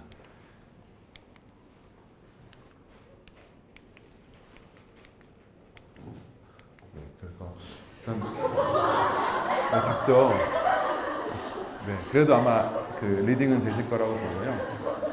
이제 큰 것도 나옵니다. 뒤에 가면. 통합적 공간 디자인이라는 이야기를 드리기 위해서 사실 그 통합적 공간 디자인을 하는 사람들이 누구인지 그리고 어떤 과정을 거쳐서 그런 나름의 방법론들을 찾고 수행하고 있는지를 좀 설명드리는 것이 첫째일 것 같아서 저희 스튜디오에 대한 이야기를 먼저 할 테고요. 그 이후에 통합적 공간 디자인 방법론이란 과연 무엇일까 생각하는 저희의 개똥 철학을 좀 말씀을 드리고 그 이후에 그것들을 가지고 적용했던 사례들 한 3가지 정도 말씀드릴게요. 네. 저희 정체성인데요. 저희는 디자인 스튜디오이고요. 공간과 브랜드를 만드는 팀입니다. 그리고 마지막으로는 조금 오글거리지만 미래를 바꾸려는 사람들을 돕겠다는 나름의 사명을 가지고 일을 하고 있습니다. 사실 아주 간결한 표현이기도 하고 정확한 저희의 표현일 텐데 사실 디자인 스튜디오 회사의 경계는 굉장히 한 끗 차이 같지만 큰 차이를 가진다고 생각하는데 어떤 가치를 가지고 어떤 최종의 목표를 가지고 프로젝트를 접근하는지 다가서는지에 대한 어떤 결과가 회사를 지향하느냐 스튜디오를 지향하느냐의 문제에 갈려 있다고 생각을 하고요. 저희가 규모가 아주 작지는 않은 스튜디오가 됐는데 그럼에도 불구하고 나름대로의 스튜디오의 정신, 스튜디오 스페이스를 좀 유지하려고 노력을 많이 하고 있고요. 저희는 공간과 동시에 브랜드를 다루는 일을 하고 있고 브랜드만을 다루는 일들도 사실은 좀 하고 싶고 의뢰들도 들어오기는 하는데 현재까지는 저희 내부 인력의 이제 캐파가 좀 부족해서 저희 작업들 중심으로 공간과 브랜드를 만들고 있습니다. 그 미래를 바꾸려는 사람들을 돕겠다는 나름의 취지는 그 구겐하임 미술관에 있는 어떤 문구에서부터 출발했는데, 그러니까 공간이 바뀌면 시간이 바뀌고, 시간이 바뀌면 생각이 바뀌고, 생각이 바뀌면 미래가 바뀐다는 문구가 있더라고요. 그래서 앞뒤를 연결해 보니까 결국 우리가 하는 일들은 공간을 바꾼다는 것은, 공간을 만든다는 것은 누군가의 또는 어떤 사업체의 또는 어떤 대상의 미래를 바꾸는 행위와 연결된다고 생각을 했고요. 그런 나름의 저희 소명 의식들을 좀 늘 상기하기 위해서 저렇게 써놓고 있고, 명함에도 사실 써 있어요. 그래서 드릴 때마다 조금 부담되기도 하지만 저희 스스로에게도 어떤 기준점이 되고, 스스로에게도 우리가 하는 일의 가치를 좀 잊지 않겠다는 좀 다짐, 그런 역할을 저희에게 주는 문구라고 생각하시면 될 것 같습니다.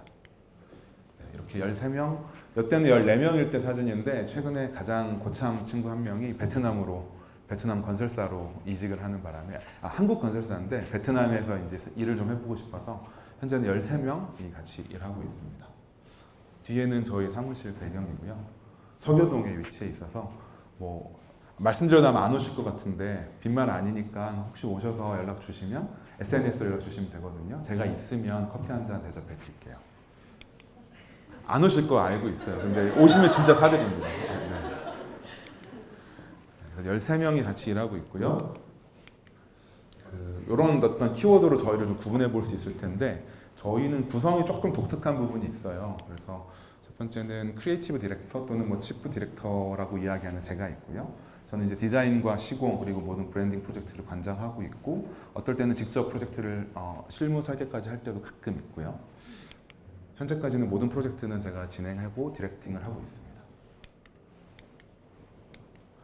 그 다음에 프로젝트 디렉터라고 저희는 부르는데, 뭐 옛날에 어떤 전통적인 의미로 이야기하면 사실 현장 소장이라고 부를 수 있는 직종일 수도 있어요. 그런데 저희가 다루는 일들이 단지 어떤 시공, 그러니까 디자인이 완료되고 그것을 시공한다기보다는 브랜드의 전반적인 어떤 톤 앤 매너부터 전략들, 또 이런 좀 무형의 것들을 같이 다루다 보니까 현장 소장이라는 이야기로는 사실은 커버가 안 되는 직종이라고 생각을 하고요. 프로젝트 디렉터라고 저희는 부르고 있는데, 어떤 파트너 프로젝트가 시작이 되면 디자이너와 프로젝트 디렉터가 한 팀을 이루어서 프로젝트를 주로 진행하고 있습니다. 그리고 스페이스 디자이너, 저희 이제 메인 잡일 수도 있을 텐데요. 공간 디자이너들이 여러 있는데 5명 정도 일하고 있고, 조금 뒤에 그 구성에 대해서도 한번 설명을 드릴게요. 그리고 잘 안 보이시죠? 네, 그래픽 디자이너예요. 그래서 저희는 공간 디자이너, 그래픽 디자이너, 프로젝트 디렉터 이렇게 세 직군이 같이 팀을 이루어서 프로젝트에 투입되고 마무리 짓고 또 다음 프로젝트로 넘어가고 이런 식으로 일하고 있습니다. 그 스페이스 디자이너 같은 경우는 또 둘 하나로 나눠볼 수 있는데, 첫 번째 2명은 이제 건축 베이스의 친구들이 있고요. 나머지 2명은 산업 디자인을 전공했던 친구들이 있고, 또 1명은 이제 가구 디자인을 전공한 전공자로 구성이 돼 있고, 사실 보여드리는 이유는 저희의 베이스가 굉장히 좀 다양하다는 것들을 좀 설명드리고 싶었고요. 얼마 전까지는 이제 그 실내 디자인, 그 인테리어를 전공했던 팀원들도 있었는데 이제 다른 데로 이직하고 또 독립하면서 현재는 이런 구성들로 구축이 돼 있습니다. 평균 연령은 31.4세이고요. 이것도 좀 나눠보면 1명이 이제 40대가 있고, 5명이 30대, 7명이 20대인데요. 그 40대는 접니다. 올해 갓 40이 됐고, 좀 평균 연령을 끌어올리는 되게 그 악역을 좀 담당하고 있고요. 이것도 보여드리는 이유는 사실 저희 구성원들이 굉장히 다양하다는 것들의 또 하나는 그 연대기적으로도 굉장히 다양한 경험들이 누적되어 있다는 거거든요. 그러니까 저는 이제 X세대보다 조금 어린 세대로 볼 수 있고, 저희 막내 이제 팀원은 이제 밀레니얼 세대로 볼 수 있는데, 그 아주 뭐 다양하다고 이야기하기는 좀 어렵지만 나름대로 저희가 활동하는 필드에서는 꽤나 다양한 경험치들이 누적돼 있고, 그런 것들이 상호작용을 하면서 조금 나이 든 어떤 클라이언트에 대한 대응, 또는 타겟이 조금 연세가 있는 분들에 대한 대응이라든지, 반대로 굉장히 아주 영한 세대들을 위한 대응들이 그런 어떤 세대 구성의 다양성을 가지고 좀 극복해 나가는 것 같거든요. 물론 저희도 이제 제가 나이를 더 들면 어떨지 모르겠지만 어떤 중년 이상의 프로젝트는 사실을 못 하고 있어요. 사실은 좀 싫어하시고, 좀 저희가 제안드린 것들에 대해서 굉장히 좀 힘들어하시기도 해서 어떤 시점 한 3, 4년 정도부터는 아마 이제 중년 분들이 대상이 되는 어떤 프로젝트는 사실 못 하고 있거든요. 근데 제가 자연스럽게 나이를 먹으면 아마 수행할 수 있지 않을까 생각을 하고 있습니다. 네, 이것도 나름의 이제 구분점인데요. 그 8명이 남자고 5명이 여자입니다. 5명은 결혼을 했고요. 8명은 싱글입니다. 사실 이거를 보여드리는 이유는 마찬가지 맥락인데요. 사실 결혼을 하고 아이가 둘 있는 사람도 있고 하나 있는 사람도 있고 결혼했지만 아이가 없는 친구도 있고 또 싱글이지만 연애를 하는 친구도 있고 정말 싱글도 있고 이런 또 다양한 구성원들이 처음에는 몰랐는데 요즘에는 프로젝트를 하면서 어떤 그런 다양한 의견들 이를테면 이런 거죠. 공간을 만들면 사실 노키즈 존이라는 요즘 그 공간들이 많이 늘잖아요. 그것에 대한 의견들도 저희끼리도 굉장히 격론을 벌여요. 저는 무조건 노키즈 존은 잘못됐다고 주장하는 애아빠고요. 또 젊은 이제 우리 팀원들은 당연히 그것들은 존중하고 받아들여야 되는 어떤 문화라고 이야기하기도 하고요. 그런 컨플릭트들이 나름대로 저희의 생각들을 좀 구체화하거나 저희가 수행해야 될 업무들에 있어서 저는 상당히 긍정적인 작용을 한다고 느끼고 있거든요. 네, 그래서 뭐 결혼 미혼자와 싱글의 어떤 비율도 꽤나 많은 비율이어서 저희 작업에 나름의 영향을 미친다고 생각하고 있습니다. 네. 요것도 보여드리면 제 컴퓨터를 이쪽으로 조금 이쪽으로 가까이 해주셔야 좀 잘 될 것 같아요. 네. 이것도 사실 상당히 재미있는 숫자인데요. 저희가 13명인데 디자인 전공자가 7명이고 6명은 디자인 비전공자들로 구성되어 있습니다.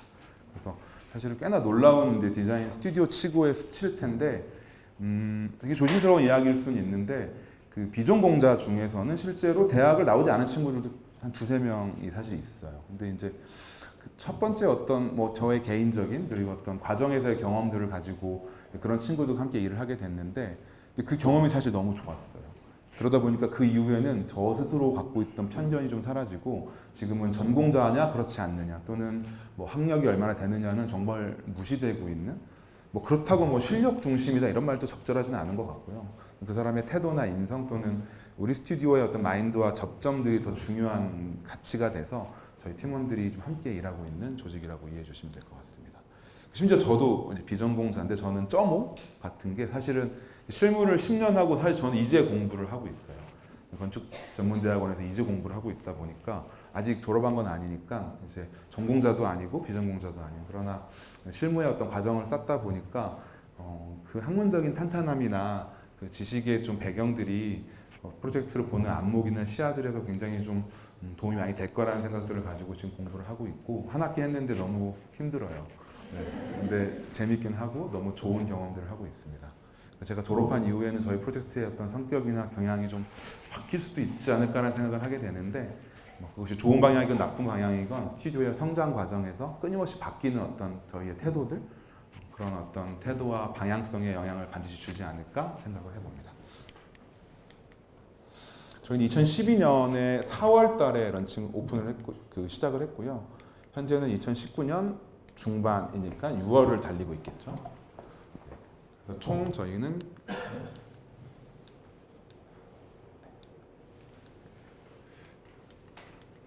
7년 3개월 이제 딱 3개월 차에 접어든 스튜디오이고요.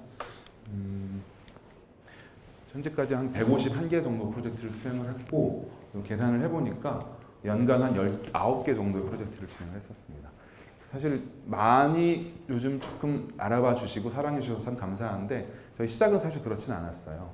뭐 어떤 의미로 이야기하면 우리가 조금은 나쁘게 갖고 있는 업자라는 단어의 함의가 있잖아요. 저는 업자였어요. 그러니까 제가 할 수 있는 먹고 살 수 있는 제 능력치 안에서 조금 잘할 수 있는 일을 찾다 보니까 일을 시작하게 된 배경이었고 뭐 그런 업자가 나름대로 고군분투하면서 지금까지 스튜디오를 이끌어오고 있다고 저는 저 스스로 생각하고 있고 그 단어가 사실 부끄럽지는 않습니다.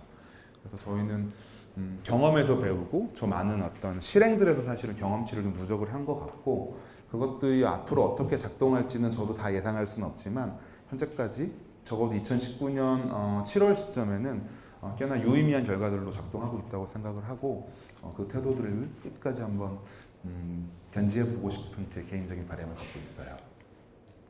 조금 이제 연대 기업으로 나눠보면 2012년 4월부터 2015년 4월 한 3년 정도는 저희한테는 생존기였던 것 같고요. 말 그대로 닥치는 대로 했어요. 뭐 프로젝트의 결과, 퀄리티보다는 생존을 해결해 줄 수 있는 일이라면 다 했습니다. 그 과정에서 사실 뭐 대금을 못 받는 어떤 사고도 경험해 보기도 하고 지금은 사실은 저희 홈페이지에 오시면 리스트업은 되어 있는데 못 들어가게 다 블락시켜 놨거든요. 너무 좀 부끄러운 흑역사 같은 작업들도 너무 많아요. 그래서 리스트만 보실 수 있고요. 못 들어가게 다 막아놨어요. 그래서 그런 작업들도 사실 굉장히 많았고 그러나 그 과정에서의 경험들이 저한테는 저희 스튜디오의 현재 발판으로서는 너무나 분명하게 작동하고 역할했던 시기였다고 생각합니다. 2015년부터 2017년 정도까지는 나름대로 이제 생존이 조금 해결이 되면서 정말 어떤 디자인성을 가진 스튜디오로서의 전환점이었던 것 같고요. 그리고 2016년 중반부터 현 시점까지는 또 다른 어떤 넥스트 스텝을 바라보면서 계속해서 성장을 좀 모색하는 그리고 다양한 실험과 시도들을 좀 실행하는 시기라고 이해해 주시면 좋을 것 같아요. 그 과정을 조금 더 세분화시켜 보면 2012년 4월부터는 정말 인테리어 작업만 했어요. 공간 작업, 간단한 리모델링 작업들만 중심으로 진행을 했었고요. 2014년 중반부부터 처음으로 이제 그래픽 작업을 시작을 합니다. 작업을 하다 보니까 그래도 정말 애써서 당시의 여건과 환경 안에서 최선을 다해서 공간을 만들었는데 클라이언트 분들께서 가져오시는 이름이라든지 BI라든지 그 안을 채우는 어떤 그래픽물들이 사실 너무 좀 아쉽더라고요. 그래서 이걸 그냥 지켜볼 수는 없고 저희도 공간만 다루는 이제 스튜디오였지만 그래도 우리가 일반인보다는 낫지 않을까라는 생각을 가지고 그래픽 작업을 당시에는 공간 디자이너들이 그리고 제가 직접 했어요. 클라이언트께 설명을 드릴 때는 우리는 이제 축구 선수라 공간을 사실은 전문으로 하는데 일반인보다 체력은 좋으니까 저희한테 맡기시면 그래도 그래픽 작업도 어느 정도는 해볼 수 있을 것 같아요라는 어떤 식으로 좀 설득을 하면서 비용도 정말 적게 받으면서 이제 그래픽 작업을 시작하게 됐고요.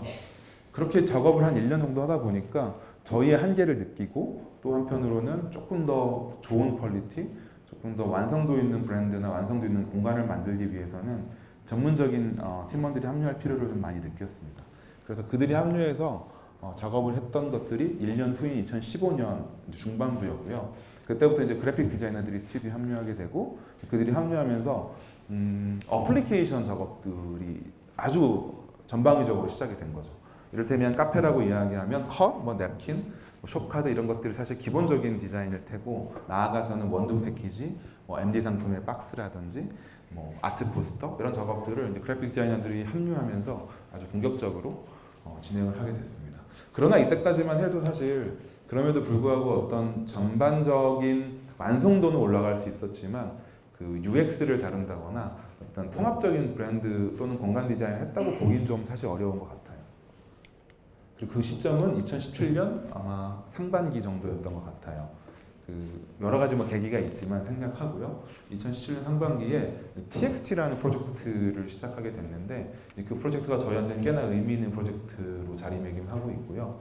그 시점에야 비로소 어떤 찾는 그 사용자들, 공간을 찾는 유저들의 어떤 정말 경험들을 기승전결을 설계하는 시도를 했었고 그것들이 운 좋게 잘 작동을 했던 것 같고 그때를 기점 삼아서 이런 식으로 공간에서 UX 전략을 펼치면 좋겠구나, 작동하는구나, 실제로 되는구나를 좀 인식하게 되고요. 사실 그 이후에부터 모든 작업들은 저희가 브랜드 작업을 맡는 전제 안에서는 항상 저런 UX적인 접근을 시도하려고 하고 있고요.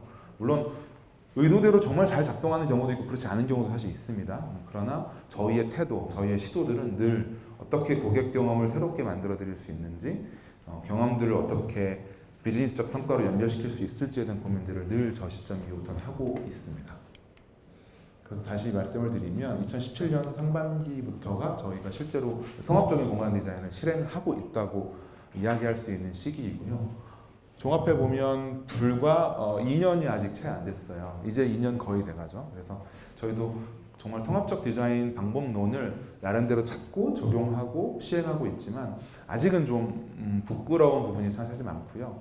학문적인 뒷받침이 탄탄하지도 사실 않고 단지 저희가 일하면서 느꼈던 가려웠던 부분들, 이렇게 했으면 더 좋겠다고 생각했던 부분들, 저희가 나름 공부하면서 느꼈던 것들이 좀 융합되어져서 저희 나름의 방법론을 발견했고 지금은 열심히 실험해보고 있고 적용해보고 있는 단계를 이해해 주시면 될 것 같아요. 그래서 이제 통합적 공간 디자인, 저희가 생각하는 통합적 공간 디자인이 무엇인가를 좀 설명을 드릴 텐데요. 한계는 있어요. 뭐냐면 모든 공간을 적용하는 것은 조금 부적절할 것 같고 상업 공간이라는 틀 안에서만 적용할 수 있는 이야기를 좀 한정지어서 말씀을 드리고 싶고요.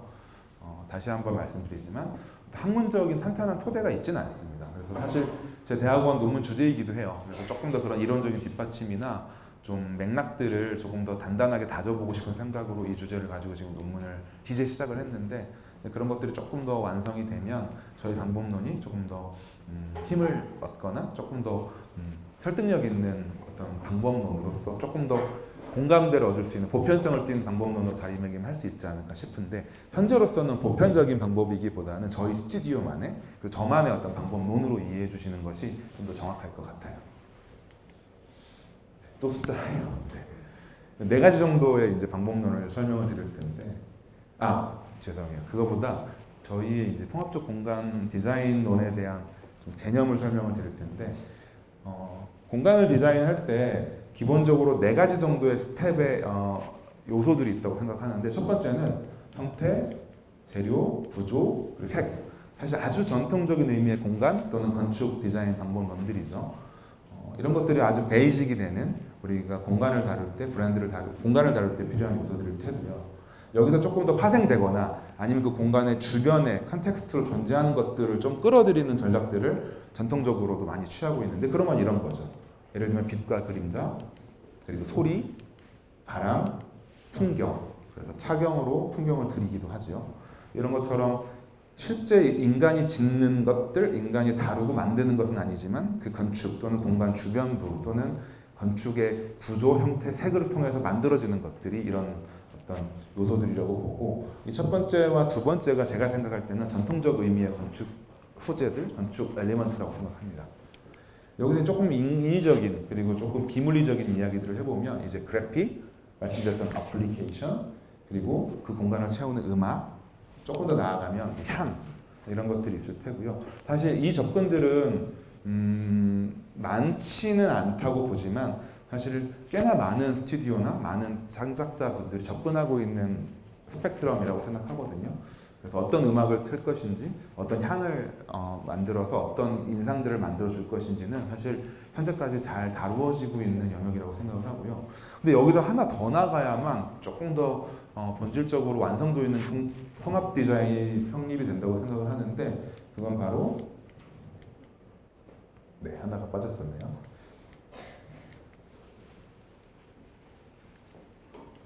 컨텐츠, 그리고 운영, 그리고 철학의 요소입니다. 그러니까 저희는 이제 에이전시다 보니까 어떤 컨텐츠를 사실은 확고히 가지고서 의뢰를 주세요. 저는 병원을 할 거예요. 아니면 저는 카페를 할 거예요. 음식점을 할 거예요. 그런 컨텐츠가 사실은 정해져서 오는데 그 컨텐츠를 건드리지 않고서는 사실 어떤 통합적인 디자인을 실행할 수 없다고 생각해요. 그래서 처음 오시면 좀 당황하시기도 합니다. 왜냐하면 공간을 좀 멋지게 예쁘게 만들어주는 것을 기대하시면서 오셨는데 정작 공간의 이야기에 들어가기 앞서서 뭐를 파실 건가요? 어떻게 파실 건가요? 얼마에 가실 건가요? 이렇게 팔면 안 될까요? 저렇게 팔면 안 될까요?를 이야기하거든요. 그래서 저희가 다루는 브랜드 프로젝트에서는 사실 찾아오시는 분들의 컨텐츠를 좀 다루는 것에서부터 출발을 좀 하고 있고요. 그래야만 사실 진짜 본질적인 변화가 시작된다고 생각하거든요. 운영도 마찬가지입니다. 운영도 이를테면 이런 거죠. 예전에 과거에 많은 카페 같은 경우는 운영 방식, 특히 손님을 접점에서 어떻게 맞이하냐면 대부분 문을 열고 들어와서 카운터로 직행하죠. 그래서 카운터에서 카페라떼 주세요, 아메리카노 주세요라고 이야기를 하죠. 근데 요즘에 어떤 많은 새로운 시도들, 저희도 그렇고 저희가 아닌 다른 스튜디오들도 가끔 이제 그런 시도들을 많이 하고 요즘은 그런 사례들이 상당히 많이 보이는데 이를테면 카운터로 직행해서 주문을 하는 것이 아니라 오히려 그 손님들이 앉아 계시면 그 찾아와서 메뉴를 드리는 것이 아니라 어떤 구두로 설명을 한다던가 아니면 어떤 매체를 제공하면서 그 매체를 찬찬히 읽어보면서 내가 이 공간에서 주문하고 구매하게 될 제품, 서비스를 충분히 숙지한 다음에 가서 주문을 한다거나 또는 카운터가 예전에는 여기도 굉장히 특이한데 스타벅스로 대변되는 아주 11자의 일반적인 형태의 카페 바였다면 이제는 도대체 어디가 커피 카운터일까 어디가 바일까라는 것이 되게 헷갈릴 정도로 큰 테이블 안에서 다 이루어진다던가 일반적으로 1층 또는 한 층의 카운터가 존재한다면 전층이 카운터가 돼서 전층의 바리스타가 접객을 한다던가 이런 어떤 운영적으로 사실 새로움들을 시도하고 있고요. 그런 것에서부터 출발하지 않고서는 어떤 본질적으로 다른 새로움을 만들어내기 좀 어렵다고 생각하고 있습니다. 철학은 사실 좀 거창한 이야기예요. 그러니까 어떤 마음을 가지고 호노님을 대하는지 어떤 가치를 전달하고자 하는지의 이야기인데 철학까지 다루기는 사실 솔직히 쉽지 않은데 그래도 그런 어떤 일련의 과정들을 통해서 그냥 쉽게 생각했던 분들이 조금은 이 업에 본인이 하고자 하는 업에 대한 본질을 생각해 본다든지 조금은 자기가 하고자 하는 일에 대한 방향성을 틀어낸다든지 이런 사례들을 아주 경미하나마 느끼고 있거든요. 그래서 결국은 저희가 어떤 저런 철학까지 다 건드린다고 말씀드릴 수는 없지만 앞단에 있는 여러 가지 건축적인 요소와 브랜딩적인 요소들이 함께 변화되고 달리 제한되면 결국은 운영자의 마인드, 생각들이 바뀌는 것들을 경험하고 있고 그런 것들이 완결되게 다 바뀔 수 있을 때 정말로 새로운 브랜딩, 새로운 통합적 공간 디자인이 실행될 수 있지 않을까 생각해 봅니다. 정리해보면 첫 번째, 두 번째는 사실 건축적 요소라고 볼 수 있고 3번, 4번은 이제 브랜딩적 요소라고 볼 수 있고요. 이런 것들이 합쳐졌을 때 이제 통합적 공간 디자인이 이루어진다고 저는 생각을 하고요. 그럼 왜 이런 걸 해야 되냐는 거죠. 결국 이것 때문에 그렇습니다. 사용자 경험 때문인 거죠. 그 사용자 경험이 왜 중요한지 조금만 거슬러 올라가 보면 그 미국의 저는 이제 마케팅 전공을 사실 했거든요. 그래서 브랜딩 쪽 일을 하다가 일을 하게 됐는데 그 필립 코틀러라는 학자가 이야기한 중요한 개념 중에 경험하지 못하면 기억할 수 없다라는 이야기가 있습니다. 즉 결국 유저의 경험들을 만들어내야만 그 브랜드, 그 공간을 기억하게 되고 그것이 브랜드에 대한 긍정적인 인식 또는 이어지는 매출, 재방문 같은 것들을 끌어낼 수 있다는 얘기고요. 결국 이런 통합적 공간 디자인은 이 유저 익스피리언스를 만들어내기 위한 여러 가지 노력들이라고 저는 생각합니다. 그런 것들을 저희가 어떻게 했는지 사례를 좀 설명드리면 될 것 같고 제가 시간을 한번 살짝 볼게요. 몇 시일까요? 네. 계획대로 되고 있어서 다 할 수 있을 것 같아요. 사례는 그래서 조금 천천히 말씀드릴 수 있을 것 같은데요. 첫 번째는 저희가 적용했던 그 통합적 공간 디자인 방법론을 그냥 막 이렇게 두서없이 설명드리기보다는 나름대로 좀 프레임워크를 좀 짜봤어요. 그래서 그 프레임워크 기준을 먼저 설명을 드리고 그 기준에 의거해서 저희 사례를 좀 봐주시면 이해가 좀 빠르실 것 같아요. 그래서 프레임워크를 먼저 설명드릴 거고요. 아까 말씀드렸던 저희한테는 꽤나 시금석이 됐던 프로젝트 TXT라는 프로젝트를 설명을 드리고요. 그 다음에 옵셋이라는 프로젝트, 마지막으로는 에먼시티라는 프로젝트를 준비했습니다. 이 프레임워크입니다. 4가지 정도 프레임워크를 좀 설명을 드릴 텐데 첫 번째는 그 전략적인 목표, 그러니까 우리가 무엇을 만들어낼 거냐가 사실은 제일 중요하고 이 목표가 희미하면 우리가 만들어내는 설계, 경험의 설계들이 중구난방 퍼져버리더라고요. 사실 이제 아마 디자인 업에 계신 전문가분들도 많이 오셨을 거라고 생각하는데 그렇다고 전제하고 그냥 우리끼리 얘기니까 말씀드리지만 그 멋진 거 하는 거, 예쁜 거 하는 거 너무 쉽잖아요. 사실 너무 쉽거든요. 그런데 그 멋진 거, 예쁜 게 이런 전략적 목표가 희미해버리면 다 산발적으로 날아가 버려서 아주 힘있는 결과를 응축되기 저는 힘들다고 생각하거든요. 그래서 이 전략적 목표 설정이 가장 중요하다고 생각을 하고요. 두 번째는 그럼 그 전략적 목표를 수행하기 위해서 구체적으로 어떤 경험을 만들 거냐는 거죠. 사실 공간을 만든다는 것, 건축을 한다는 것은 기본적으로 경험 설계입니다. 왜냐하면 우리가 이 공간에 앉아 있고 이 공간의 향과 온도와 바깥의 조도와 색감들 모든 것들이 우리의 오감의 요소이고 경험의 요소이기 때문에요. 제가 말씀드리는 경험적인 측면은 그것 넘어서 그런 기본적인 인간의 오감에 의존한 경험을 오감에 의존하긴 하겠네요. 기본적인 경험을 넘어서서 우리가 인위적으로 의도하고 기획하고 만들어내고 그래서 온 분들이 찾으신 분들이 꼭 느꼈으면 하는 것, 꼭 봤으면 하는 것, 꼭 품었으면 하는 마음들 이런 것들을 설계하고 의도한다는 취지고요. 그렇기 때문에 이것도 아주 구체적으로 어떤 경험을 만들 거냐에 대한 스테이트먼트가 되게 중요하다고 생각합니다. 나아가서는 이제 그런 경험을 만들기 위해서 우리가 쓸 수 있는 그러면 이 소재가 무엇가 있을까? 어떤 것들을 뽑아낼 수 있을까? 여기에는 예산, 그다음에 클라이언트의 성향, 클라이언트가 갖고 있는 것, 갖지 않은 것, 저희가 할 수 있는 것, 할 수 없는 것, 이 모든 것들이 집약되어 있겠죠. 그리고 마지막으로는 그것들을 그러면 어떻게 통합할 거냐의 문제인 거죠. 그러니까 비물리적인 요소이잖아요. 제가 말씀드렸던 그런 어떤 뉘앙스, 분위기들은. 그리고 우리가 만드는 이 공간은 사실은 물리적인 요소들이죠. 구조, 색감, 형태, 소재들을. 그럼 그 비물리적인 것과 물리적인 요소를 어떻게 통합할 거냐에 대한 이야기들이 마지막에 따라올 수밖에 없다고 생각합니다. 그래서 이 네 가지 프레임워크를 가지고 좀 봐주시면 이해가 좀 명확할 것 같아요.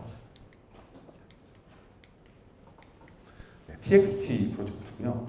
이 TXT는 사실 뭐 가보신 분이 조금 있으실 수도 있고 없을 수도 있는데 제가 부연 설명을 좀 해드리자면 뭐 이런 공간이고요. 뭐 디자인적인 언어가 왜 저렇게 됐는지 설명드릴 필요는 없을 것 같고 원소동이라는 동네에 있어요. 그러니까 창덕궁의 담벼락 끝 지점이에요. 그러니까 안국역에서도 마을버스 회차 지점 거의 종점까지 가야 있고요.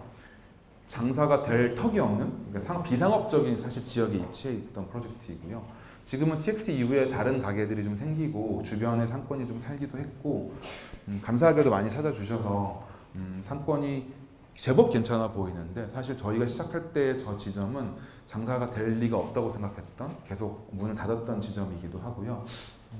저희도 마찬가지였어요. 저희도 자신이 없었어요. 저기 사람이 많이 오게 할 자신이 없었고 사실 포기했습니다. 우리라고 도저히 사람을 많이 오게 할 수 있는 재간은 없다. 그런데 사람이 많이 오지는 못할 테니까 온 분들한테 최상의 만족을 시켜드리면 그분들이 나름대로의 바이럴이나 그분들의 만족도가 주는 어떤 힘들이 결국은 이 브랜드를 살릴 수 있지 않을까 생각을 했고요. 저희가 만들었던 전략적 목표는 그래서 소수에게 가치를 팔자였어요. 물론 커피죠. 커피의 맛이고 커피의 분위기이지만 커피 한 잔을 둘러싸고 있는 조금은 복합적인, 조금은 더 딥한 어떤 분위기와 뉘앙스와 경험과 기억들을 좀 버무려서 팔았으면 좋겠고 그것들이 소수에게 어떤 의미심장한 시공간으로 기억될 수 있으면 그 가치는 제법 작동할 수 있을 것 같고 그리고 그렇게 했기 때문에 비싸게 팔 수 있지 않을까 생각을 했습니다. TXT의 현재 커피 가격은 뭐 조금씩 계속 바뀌긴 하는데 평균 한 8,000원 정도 팔고 있거든요. 그런데도 운영이 잘 되시고 대표님이 결혼도 하셨어요. 그런 거 보면 제가 아주 구체적인 매출은 모르지만 그런 소수에게 가치를 파는 전략들이 잘 작동하고 있지 않나라는 생각을 해봅니다. 그럼 이 소수에게 가치를 팔기 위해서 우리가 만들어야 될 경험은 무엇일까를 좀 고민해봤는데 첫 번째는 특별한 커피 한 잔의 경험을 좀 만들어줘야겠다고 생각을 했고요. 다행히 저희가 쓸 수 있는 카드 중에 여기 대표님이 커피를 굉장히 잘하신다는 장점이 있었어요. 저는 커피를 굉장히 좋아하는 매니아인데 제 입맛에서 너무너무 훌륭했고 저희 팀원들 여러 많은 사람들의 의견에서도 부족함이 없을 정도로 훌륭한 커피를 하실 수 있는 능력을 갖고 계셨고요. 그렇다면 이 커피 한 잔을 그냥 맛있는 커피를 넘어서 어떻게 보면 뭐 좋아하는 단어는 아니지만 인생 커피 또는 내 현재 삶의 시점에서 가장 기억에 남는 커피가 될 수 있었으면 좋겠다는 생각을 했고 그런 경험을 고양시킬 수 있는 방법들, 장치들을 좀 고안을 했고 뒤에 설명을 좀 드릴게요. 그 방법 중에 하나이기도 한데요. 결국은 취향과 기분이 존중받을 수 있는 경험을 만들기로 결정을 했는데 앞에 설명드렸던 특별한 커피 한 잔의 경험과 연동되어 있습니다. 커피를 우리가 좀 가볍게 보통 주문을 하죠. 카운터에서 바리스타에게 이야기함으로써. 여기서는 주문을 글로 적게 한 거죠. 사실 그래서 이름을 TXT 커피로 지어드렸거든요. 텍스트로 커뮤니케이션하는 공간이라는 의미를 담아서요. 그래서 커피를 저 종이에다가 체크해서 주문을 하게 되고요. 반대로 바리스타인 오너 대표님도 클라이언트 고객분들이 그 시점에 원하는 커피에 대해서 나름 커스텀을 해드릴 수 있게 돼 있어요. 그러니까 뭐 온도라든지 라떼를 시켰을 때는 커피 그 우유 거품의 어떤 성글기의 정도라든지 이런 다룰 수 있는 변수들을 좀 컨트롤하면서 조금 더 그 사람의 기분, 그 사람의 취향에 맞추어서 제안을 드리고 만들어 드릴 수 있게 해왔군요. 그것들을 저 뒤에 보이는 여러 종이들이 있죠. 그런 종이들을 통해서 내가 마신 커피를 또 기록할 수 있는 아카이브 장치를 만들어 드리고 또 그 커피의 어떤 특별함을 만들기 위해서 공간 뒤에 있다가 사진에 나오겠지만 한 잔 분량이 늘 소분되어서 준비되어 있는데 거기에 다 그 시리얼 넘버를 쓰기 시작했습니다. 뭐 특별한 건 없어요. 그냥 날짜, 원두, 산지 뭐 이런 거거든요. 그렇지만 그런 어떤 넘버링을 통해서 나름의 특별한 커피로 좀 가치를 적상시킬 수 있을 것 같고 그런 것들을 다 모아서 봉투에 넣어서 집에 가져가는 것. 그것이 이제 완결된 커피 주문의 프로세스고 경험이었거든요. 현재는 50%만 이루어지고 있어요. 그 이유는 너무 잘 돼서 혼자 운영하시기 때문에 그 모든 과정을 다 혼자 그 짧은 시간에 감당할 수가 없어요. 저희가 생각했던 것만큼 온전한 경험을 이루어지기 위해서는 사실은 손님들이 좀 천천히 오시거나 한두 분이 이렇게 드문드문 오셔야 되는데 너무 많은 분들이 오셔서 지금은 딱 한 반절 정도 이루어지고 있어서 주문서라든지 그리고 조금 한가할 때 커스텀 해드린다든지 이런 것들을 이루어지고 있고 아카이빙 할 수 있는 종이들은 옆에 있어서 여전히 내가 마신 커피의 기억과 감정이 참 좋았으면 기록할 수 있게끔 돼 있습니다. 그래서 이런 어떤 장치들을 통해서 내 취향과 기분이 존중받고 그런 거로서 조금 더 특별한 커피 한 잔을 좀 만들어드리겠다는 의도들을 좀 실행했었던 프로젝트고요. 여기 종이에 다 이렇게 있네요. 여기 보시면 아카이빙 종이, 시리얼 넘버, 주문서, 그다음에 커스텀할 수 있는 종이들 이런 거 장치들을 마련을 했습니다. 그래서 결국은 이런 장치들을 통해서 종합적으로 만들고 싶었던 경험은 그런 기억을 기록하고 간직할 수 있는 경험까지 연결될 수 있었으면 좋겠다는 바람으로 진행을 했던 프로젝트였습니다. 그러면 이제 이런 만들어 드리고자 했던 경험들을 어떤 소재, 어떤 요소들을 활용해서 만들었는지를 좀 보면 설명드렸던 4가지의 이제 요소들인데 저희가 쓸 수 있었던 요소들을 좀 도출을 해봤더니 이런 것들이 있더라고요. 다 설명드리긴 좀 어려울 텐데 일단 풍경. 사실 원소동 한적한 곳에 있다 보니까 그 상업적으로는 좀 불리한 측면이 있지만 감히 제가 서울에서 이만큼 훌륭한 사이트는 없다고 생각할 정도로 아름다운 지역에 있거든요. 창덕궁 안쪽에 있는 숲풀들이 사실 우리 가게를 향해서 막 달려들어요. 계절이 바뀔 때 계절의 변화들이 그 숲풀이 주는 어떤 그 변화들로 아주 다이렉트하게 들어오고요. 그런 것들로 인해서 공간의 설계도 텐마루를 적용한다든지 그런 장치들을 마련했는데 그건 주제는 아니니까 생략을 할게요. 그런 어떤 풍경들을 쓸 수 있었고 말씀드렸던 이런 그래픽이나 어플리케이션들을 좀 적극적으로 활용을 했던 것 같고 음악 역시 사실 클라이언트 분의 이제 이력이 재즈 보컬리스트 출신이셔서 음악 선곡에 굉장히 장점이 또 있으시거든요. 그런 것들을 저희가 활용할 수 있는 카드로 보고 적극적으로 공간에 적용을 했었습니다. 말씀드렸던 컨텐츠와 운영 같은 부분들도 주문 방식을 바꾼다든지 운영을 사실 저런 운영을 전혀 생각하고 오신 건 아니었어요. 이렇게 운영하세요라고 조금은 모험적이지만 제시를 드렸고 그런 것들을 감사히 잘 수용해 주셔서 현재의 어떤 모습들이 만들어진 것 같아요. 그래서 저희가 이런 요소들을 좀 사용해서 공간을 만들었던 것 같고 그런 것들이 구현된 이미지는 이제 보시면 될 것 같습니다. 그러면 이제 마지막으로 제일 중요한 부분이었던 것 같은데 그러면 이런 것들이 어떻게 통합적으로 구현되어졌는지에 대한 설명인데요. 사실은 요 손 주고받고 있는 손 밑에 보이는 이 구조가 가장 그 상징적인 통합적 설계의 예시인 것 같아요.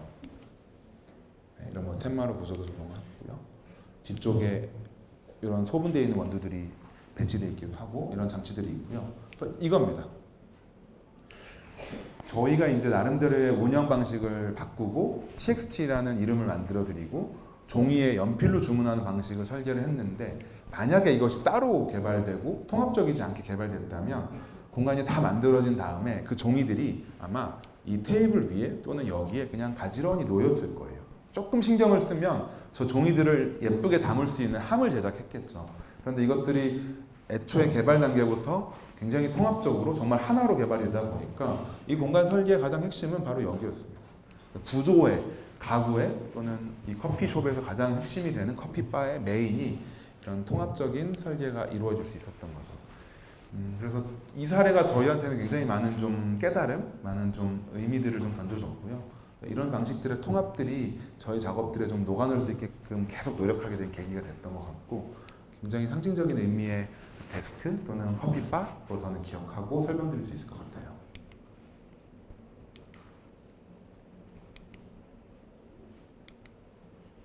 조금 부연해드리자면 이 격자의 형태라든지 이 녹색의 언어들은 한국 단청이 갖고 있는 색깔들을 차용했다든지 창덕궁 담벼락이 계속해서 그 격자형 그리드가 안국역에서부터 쭉 이어지고 도남문에서부터 쭉 이어지거든요.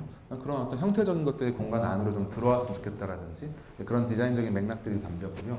오늘의 주제는 아니지만 TXT의 디자인 컨셉 방향들에는 그런 어떤 노력들, 그런 생각들이 담겨 있었습니다.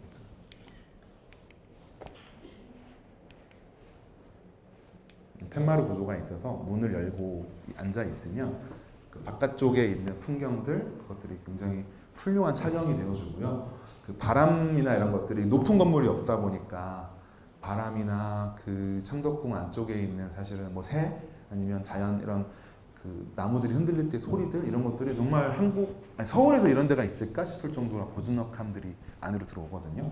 그런 걸 굉장히 적극적으로 활용한 사례입니다. 이렇게 앉아 있으면 정말 좋아요.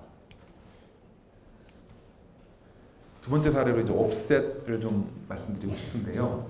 이 옵셋 같은 경우는 그 약수동 뒷골목에 있는데 여기도 좀 배경을 설명을 드리자면 여기 대표님이 지금은 이제 최근에 매각을 하셨는데 그 어디 강원도 원주에 다른 숍을 하고 계세요. 하고 계셨었어요. 최근에 매각하셨는데 근데 그게 너무 잘 되는 거예요. 별 노력을 안 기울였는데도 너무 잘 되니까 좋기도 하지만 본인의 성향과 너무 안 맞는 거죠. 그래서 저는 거짓말이라고 생각은 하는데 저를 처음 보자마자 하신 말씀이 안 바쁜 매장으로 해주세요 였어요. 그러니까 장사 안 돼도 좋으니까 손님 많이 안 오셔도 되니까 안 바빴으면 좋겠어요가 첫 말씀이셨거든요. 거짓말이었다고 생각해요.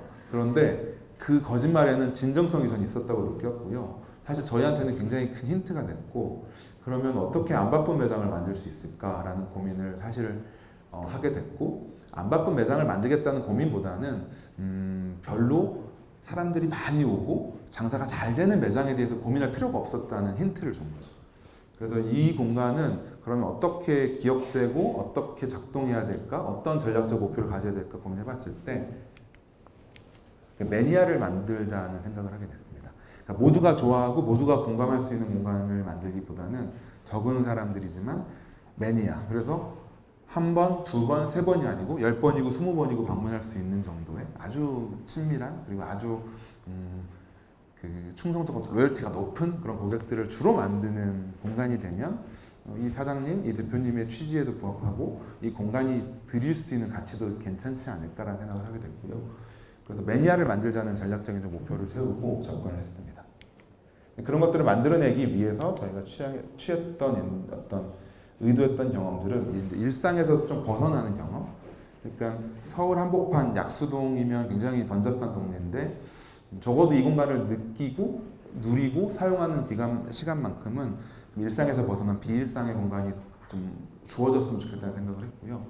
바깥에 물은 사실 막 그 조금 속된 말로 튀고 싶어서 그 한 거, 뭐 튀고 싶어서 뭐 어떻게 하면 우리를 돋보일 수 있을까라는 전략에서 고민한 건 아니고 그 일상과 비일상을 나누는 경계 그런 것들을 좀 은유하는 장치로 사실 물을 선택했던 거거든요. 그래서 정말 몇 발자국 안 돼요. 한 서너 발자국밖에 안 되지만 적어도 저 수공간을 지나는 그 동안만큼은 내가 다른 차원의 세계로 들어간다는 인상들이 좀 느껴졌으면 좋겠고 공간이 안으로 깊습니다. 그래서 명암의 대비, 바깥에 있을 때와 안에 있을 때의 그 명암의 대비가 굉장히 크거든요. 그래서 안에서 보면 바깥쪽이 굉장히 어두워요. 사실 그런 어떤 명암의 대비도 아마 공간을 안으로 셋백시키면서 얻을 수 있는 효과이고 그런 것들이 주는 어떤 새로운 차원으로의 전이의 경험들을 좀 만들고 싶었던 장치입니다. 그렇게 일상에서 벗어나는 경험을 좀 시키고 싶었고요. 또 하나는 도심 한복판에서 어떤 자연성을 경험할 수 있게끔 하고 싶었던 거죠. 그러니까 물에 이제 반사되는 어떤 빛들이 만들어내는 저런 어떤 자연적인 현상들 그런 것들이 정말 저 삭막한 도심에서는 경험하기 힘든 것들이거든요. TXT는 너무 다행스럽게 주변에 그런 환경들이 있었는데 여기는 너무 없었어요. 그래서 저 나름대로 인공적으로 만들었지만 결국 자연의 것인 것들을 좀 적용을 한다면 그런 경험들이 좀 오시는 분들에게 충실하지 않을까 생각을 해서 도시 한복판에서 자연을 좀 경험할 수 있게끔 만들었고요. 또 하나는 마지막으로 자기 스스로에게 조금 집중할 수 있는 시간이 우리가 별로 없잖아요. 적어도 카페에 있는 동안만큼은 나를 좀 돌아볼 수 있는 시간이었으면 좋겠다고 생각을 했고, 그래서 뒤에 설명드리겠지만 이 메시지 카드라는 시스템을 고안했습니다. 이 메시지 카드는 주문을 하게 되면 카페에서 내어주는 카드인데요. 그 시즌이 벌써 3번째 시즌까지 진행이 됐는데, 이 카페가 전하고 싶은 이야기들을 사실 담고 있는 매체, 그러니까 뭐 책, 사진집, 뭐 음반 이런 것들이 리스트업이 되어 있고요. 그 리스트업되어 있는 것들이 지금 뒤에 아마 나올 텐데, 주문을 하고 돌아서서 자리로 가서 앉아서 기다리는 동안에 그것들을 이렇게 꺼내서 보거나 열람할 수 있게끔 그 장을 만들어 놨거든요. 그 장은 사실 저 카페를 이용한다고 하면 누구나 지나칠 수밖에 없는 그 골목 그 도상에 배치를 해놔서 그 메시지 카드를 가지고 펼쳐보고 그것들을 이렇게 경험해 볼 수 있는, 그리고 빼들고 바라기는 자기 자리에 가서 그것들 좀 집중한다거나 또는 끄적끄적 한번 자기 일상을 적어볼 수 있다거나 하는 것들을 좀 기대하고 의도하면서 만들었던 장치입니다.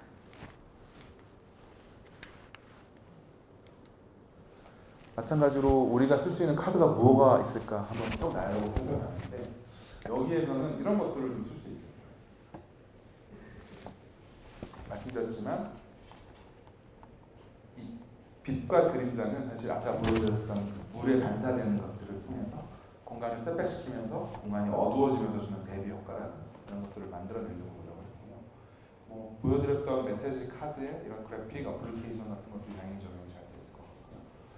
주문도 주문 방식을 그렇게 바꿈으로써 우리가 일반적인 커피숍 또는 바에서 경험할 수 없는 조금은 다른 경험들을 만들어내려고 노력을 했던 것 같습니다. 오브제나 소품들도 굉장히 엄선해서 선정을 좀 했고요. 저희가 만들어드린 것들 외에 뭐 조명이라든지 아트 포스터라든지 이런 것들이 사실 실제 오브제가 오브제로서 작동하려면 그냥 예쁜 거, 그냥 디자인사에서 좀 유명한 거가 아니고 그 전달하고자 하는 가치와 좀 맥락이 맞아야 된다고 생각하는데, 그런 것들까지 접근하는 것이 저희도 좀 사실 귀찮고 꽤나 녹록지 않은 작업인데, 이 프로젝트에서는 그런 거 아트피스 선정 하나하나가 그 프로젝트 컨셉에 맞게끔 좀 개발을 했던 것 같아요.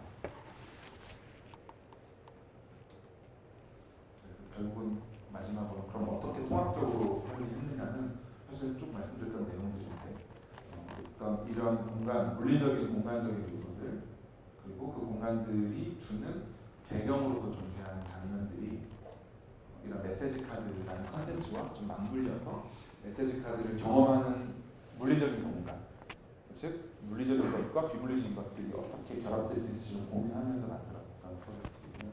아까 그 물을 바라보는 그 앞에 내석 정도가 있는데 거기가 사실 좀 인기 자리예요.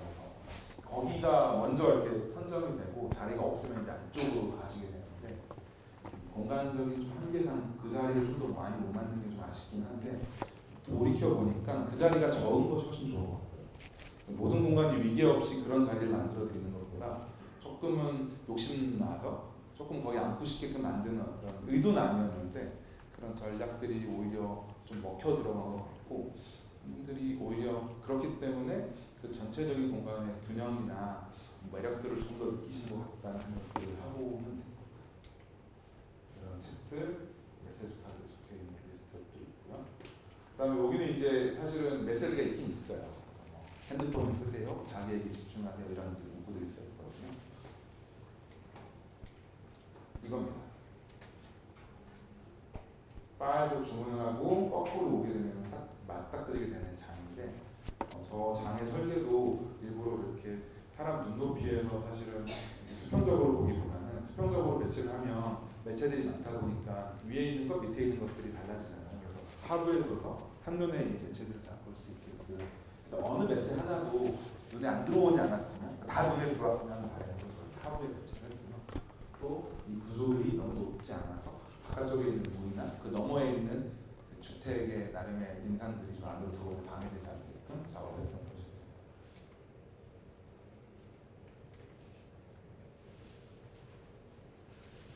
옵셋은 제가 설명을 못 드렸는데 아마 많이 아실 것 같은데 그 명령어예요. 그래서 간격을 일정하게 벌릴 때 쓰는 CAD나 뭐 스케치업 같은 3D 툴의 명령어인데 뭐 번역을 하자면 간격을 두다, 간격을 벌리다 이런 뜻이거든요. 그래서 일상에서부터 좀 벗어나서 비일상의 세계에 좀 머물렀으면 좋겠다는 의미를 담아서 옵셋이라고 이름을 지었어요. 이런 그래픽들도 그런 옵셋들을 상징하는 이미지들이거든요. 마지막으로 이제 M1CT 사례를 좀 설명을 드릴 텐데 M1CT는 이름은 혹시 좀 유추가 되세요? 아시는 분들 계실 것 같고 아닐 것 같은데 망원동에 있거든요. 그래서 망원시티에 M1CT고요. 이름은 좀 가볍게 지은 것 같지만 사실 좀 그 지역을 좀 지역성을 좀 담았으면 하는 바람으로 그렇게 지었고요.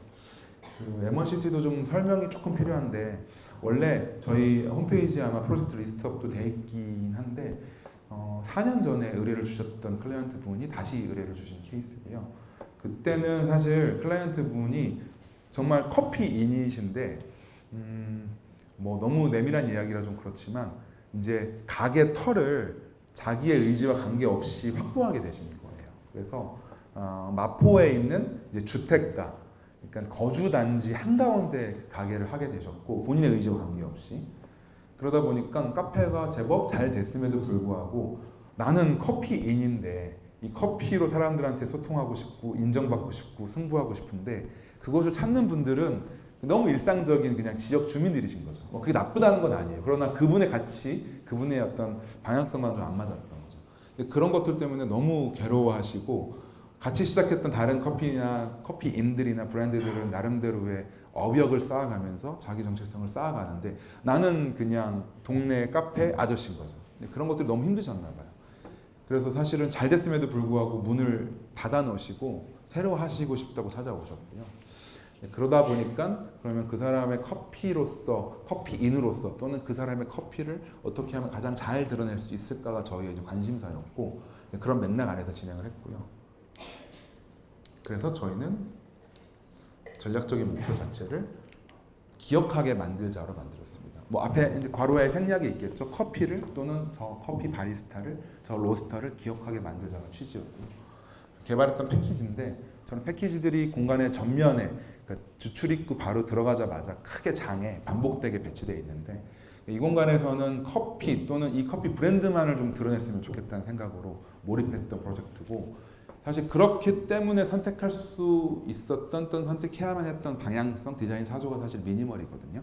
뭐 미니멀이 유행이어서 트렌드여서 선택했다기보다는 다 제해버리고 커피와 또는 바리스타 또는 저 브랜드만 노출시키고 기억시키고 싶었던 전략적인 배경이 있습니다. 이런 공간이에요. 말씀드렸던 것처럼 이 공간에서는 커피와 나만 존재했으면 좋겠거든요.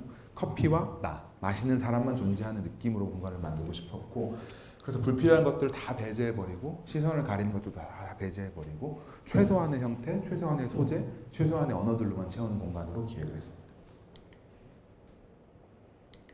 그리고 또 하나는 이 브랜드를 좀 집요할 정도로 계속해서 노출을 시키려고 노력을 했어요. 저희가 통상적으로 똑같은 브랜드 아이덴티티를 공간에 그리고 어플리케이션에 반복해서 노출시키는 것을 제가 잘 안 하고 못하게 하는데 이 프로젝트는 좀 달랐어요. 최대한 많이, 최대한 다양한 매체를 통해서 계속해서 브랜드가 말을 걸 수 있게끔 만들고 그렇게 해서 이 커피하는 이분의 그동안 충족되지 못했던 커피인으로서의 좀 금간 자존심을 회복할 수 있게끔 만들어드리고 싶었고 그런 것들이 저런 어떤 행동들로 저런 경험들을 만들어드리는 것들로 좀 구현이 됐던 것 같아요. 그래서 브랜드가 계속 말을 거는 경험 만들려고 노력을 했습니다. 마찬가지로 이제 이런 것들이 있었고요. 어떤 것들을 다룰 수 있는지 봤는데 사실 여기서는 조금 아쉽게도 어떤 운영이나 컨텐츠 철학 자체를 저희가 다루지는 못했던 것 같고 그 외의 것들 이런 요소들을 최대한 많이 활용을 해서 작업을 했던 것 같습니다. 사실 망원동 그 가장 깊숙한 이면에 있고요. 저기 지역적인 특색이 그 저의 개인적인 소견일 수도 있는데 되게 서울스러워요. 누가 봐도 그냥 한국 특히 서울에 있을 법한 오래된 구도심의 인상이고 또 저기에 자전거 타는 분들이 되게 많거든요. 오며 가며 그냥 자전거 툭 던져놓고 왜냐면 한강으로 가는 그 길목에 있다 보니까 커피 한 잔 마시는 분들, 그리고 요즘은 꽤나 자전거 타시는 분들이 꽤나 힙하세요. 그래서 어떤 저런 나름의 자전거 라이더 문화들하고 좀 접점이 있으면 좋겠다는 생각들도 좀 갖고, 좀 어떻게 보면 좀 산업적인 좀 인더스트리얼 느낌의 디자인도 좀 나왔던 것 같아요. 이런 공간이고요. 이건데 요거 들어가는 패키지 제작에 사실 공을 많이 들였거든요. 패키지가 단순 반복적으로 배치되어 있기도 하지만 저 패키지가 좀 일반적인 커피 패키지 같지 않았으면 좋겠다는 생각을 많이 했고, 그래서 박스를 일일이 다 하나씩 그 디자인에서 만들고 발주를 했고, 자세히 나오는지 모르겠는데 여기 살짝 보이세요? 그런 것들? 이게 스티커인데 그 원두의 산지를 이렇게 스티커의 색깔로 표시를 했어요.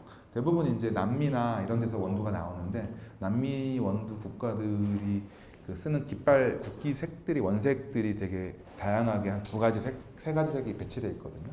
그런 것들을 좀 붙여서 산지를 좀 표시한다든지, 그래서 저 패키지나 저 패키지를 담아내는 저 전면의 장에 굉장히 신경을 많이 썼던, 그렇게 함으로써 커피 브랜드를 노출시키고 각인시키는 데 최대한 노력을 기울였던 그런 프로젝트입니다. 나오네요. 네, 이런 식으로.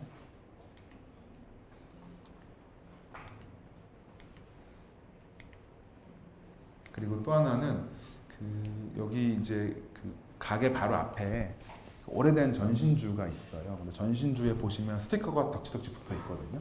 그래서 처음에는 그 너무 이제 보기 싫은 그 지역 홍보 스티커들 투성이었는데, 뭐 조금 저희 실무 디자이너 했던 그래픽 디자이너 좀 미안하지만 저걸 딱 보는 순간 저기에 뭔가 우리 스티커가 붙어야 된다는 좀 그 압박에 저는 왔어요. 그래서 이제 마지막 준공하러 가가지고 그때서야 작업을 다시 시작했거든요. 그래서 스티커만 한 10몇 종 만들었던 것 같아요. 그래서 저렇게 덕지덕지 붙이고, 지금은 무슨 스티커 맛집 아니면 뭐 스티커 부자 이렇게 좀 인식되기도 하는데 마음껏 가져가실 수 있게 배치해놨거든요. 그래서 아주 뭐 깊게 사고하거나 아주 깊게 고민하기보다는 그냥 이 브랜드의 톤 앤 매너에 잘 맞는 인상의 그래픽들을 만들고 스티커화 시키고 굉장히 많이 이렇게 배포하는 방식으로 브랜드를 좀 알리고 있습니다. 굉장히 미니멀하고 정말 커피와 커피 만드는 사람 또는 커피 만드는 도구 그리고 마시는 사람만 드러날 수 있는 공간으로 만들고 싶었던 것이 이 프로젝트의 취지였던 것 같아요. 네, 여기까지가 제가 준비한 사례고요. 네, 고맙습니다.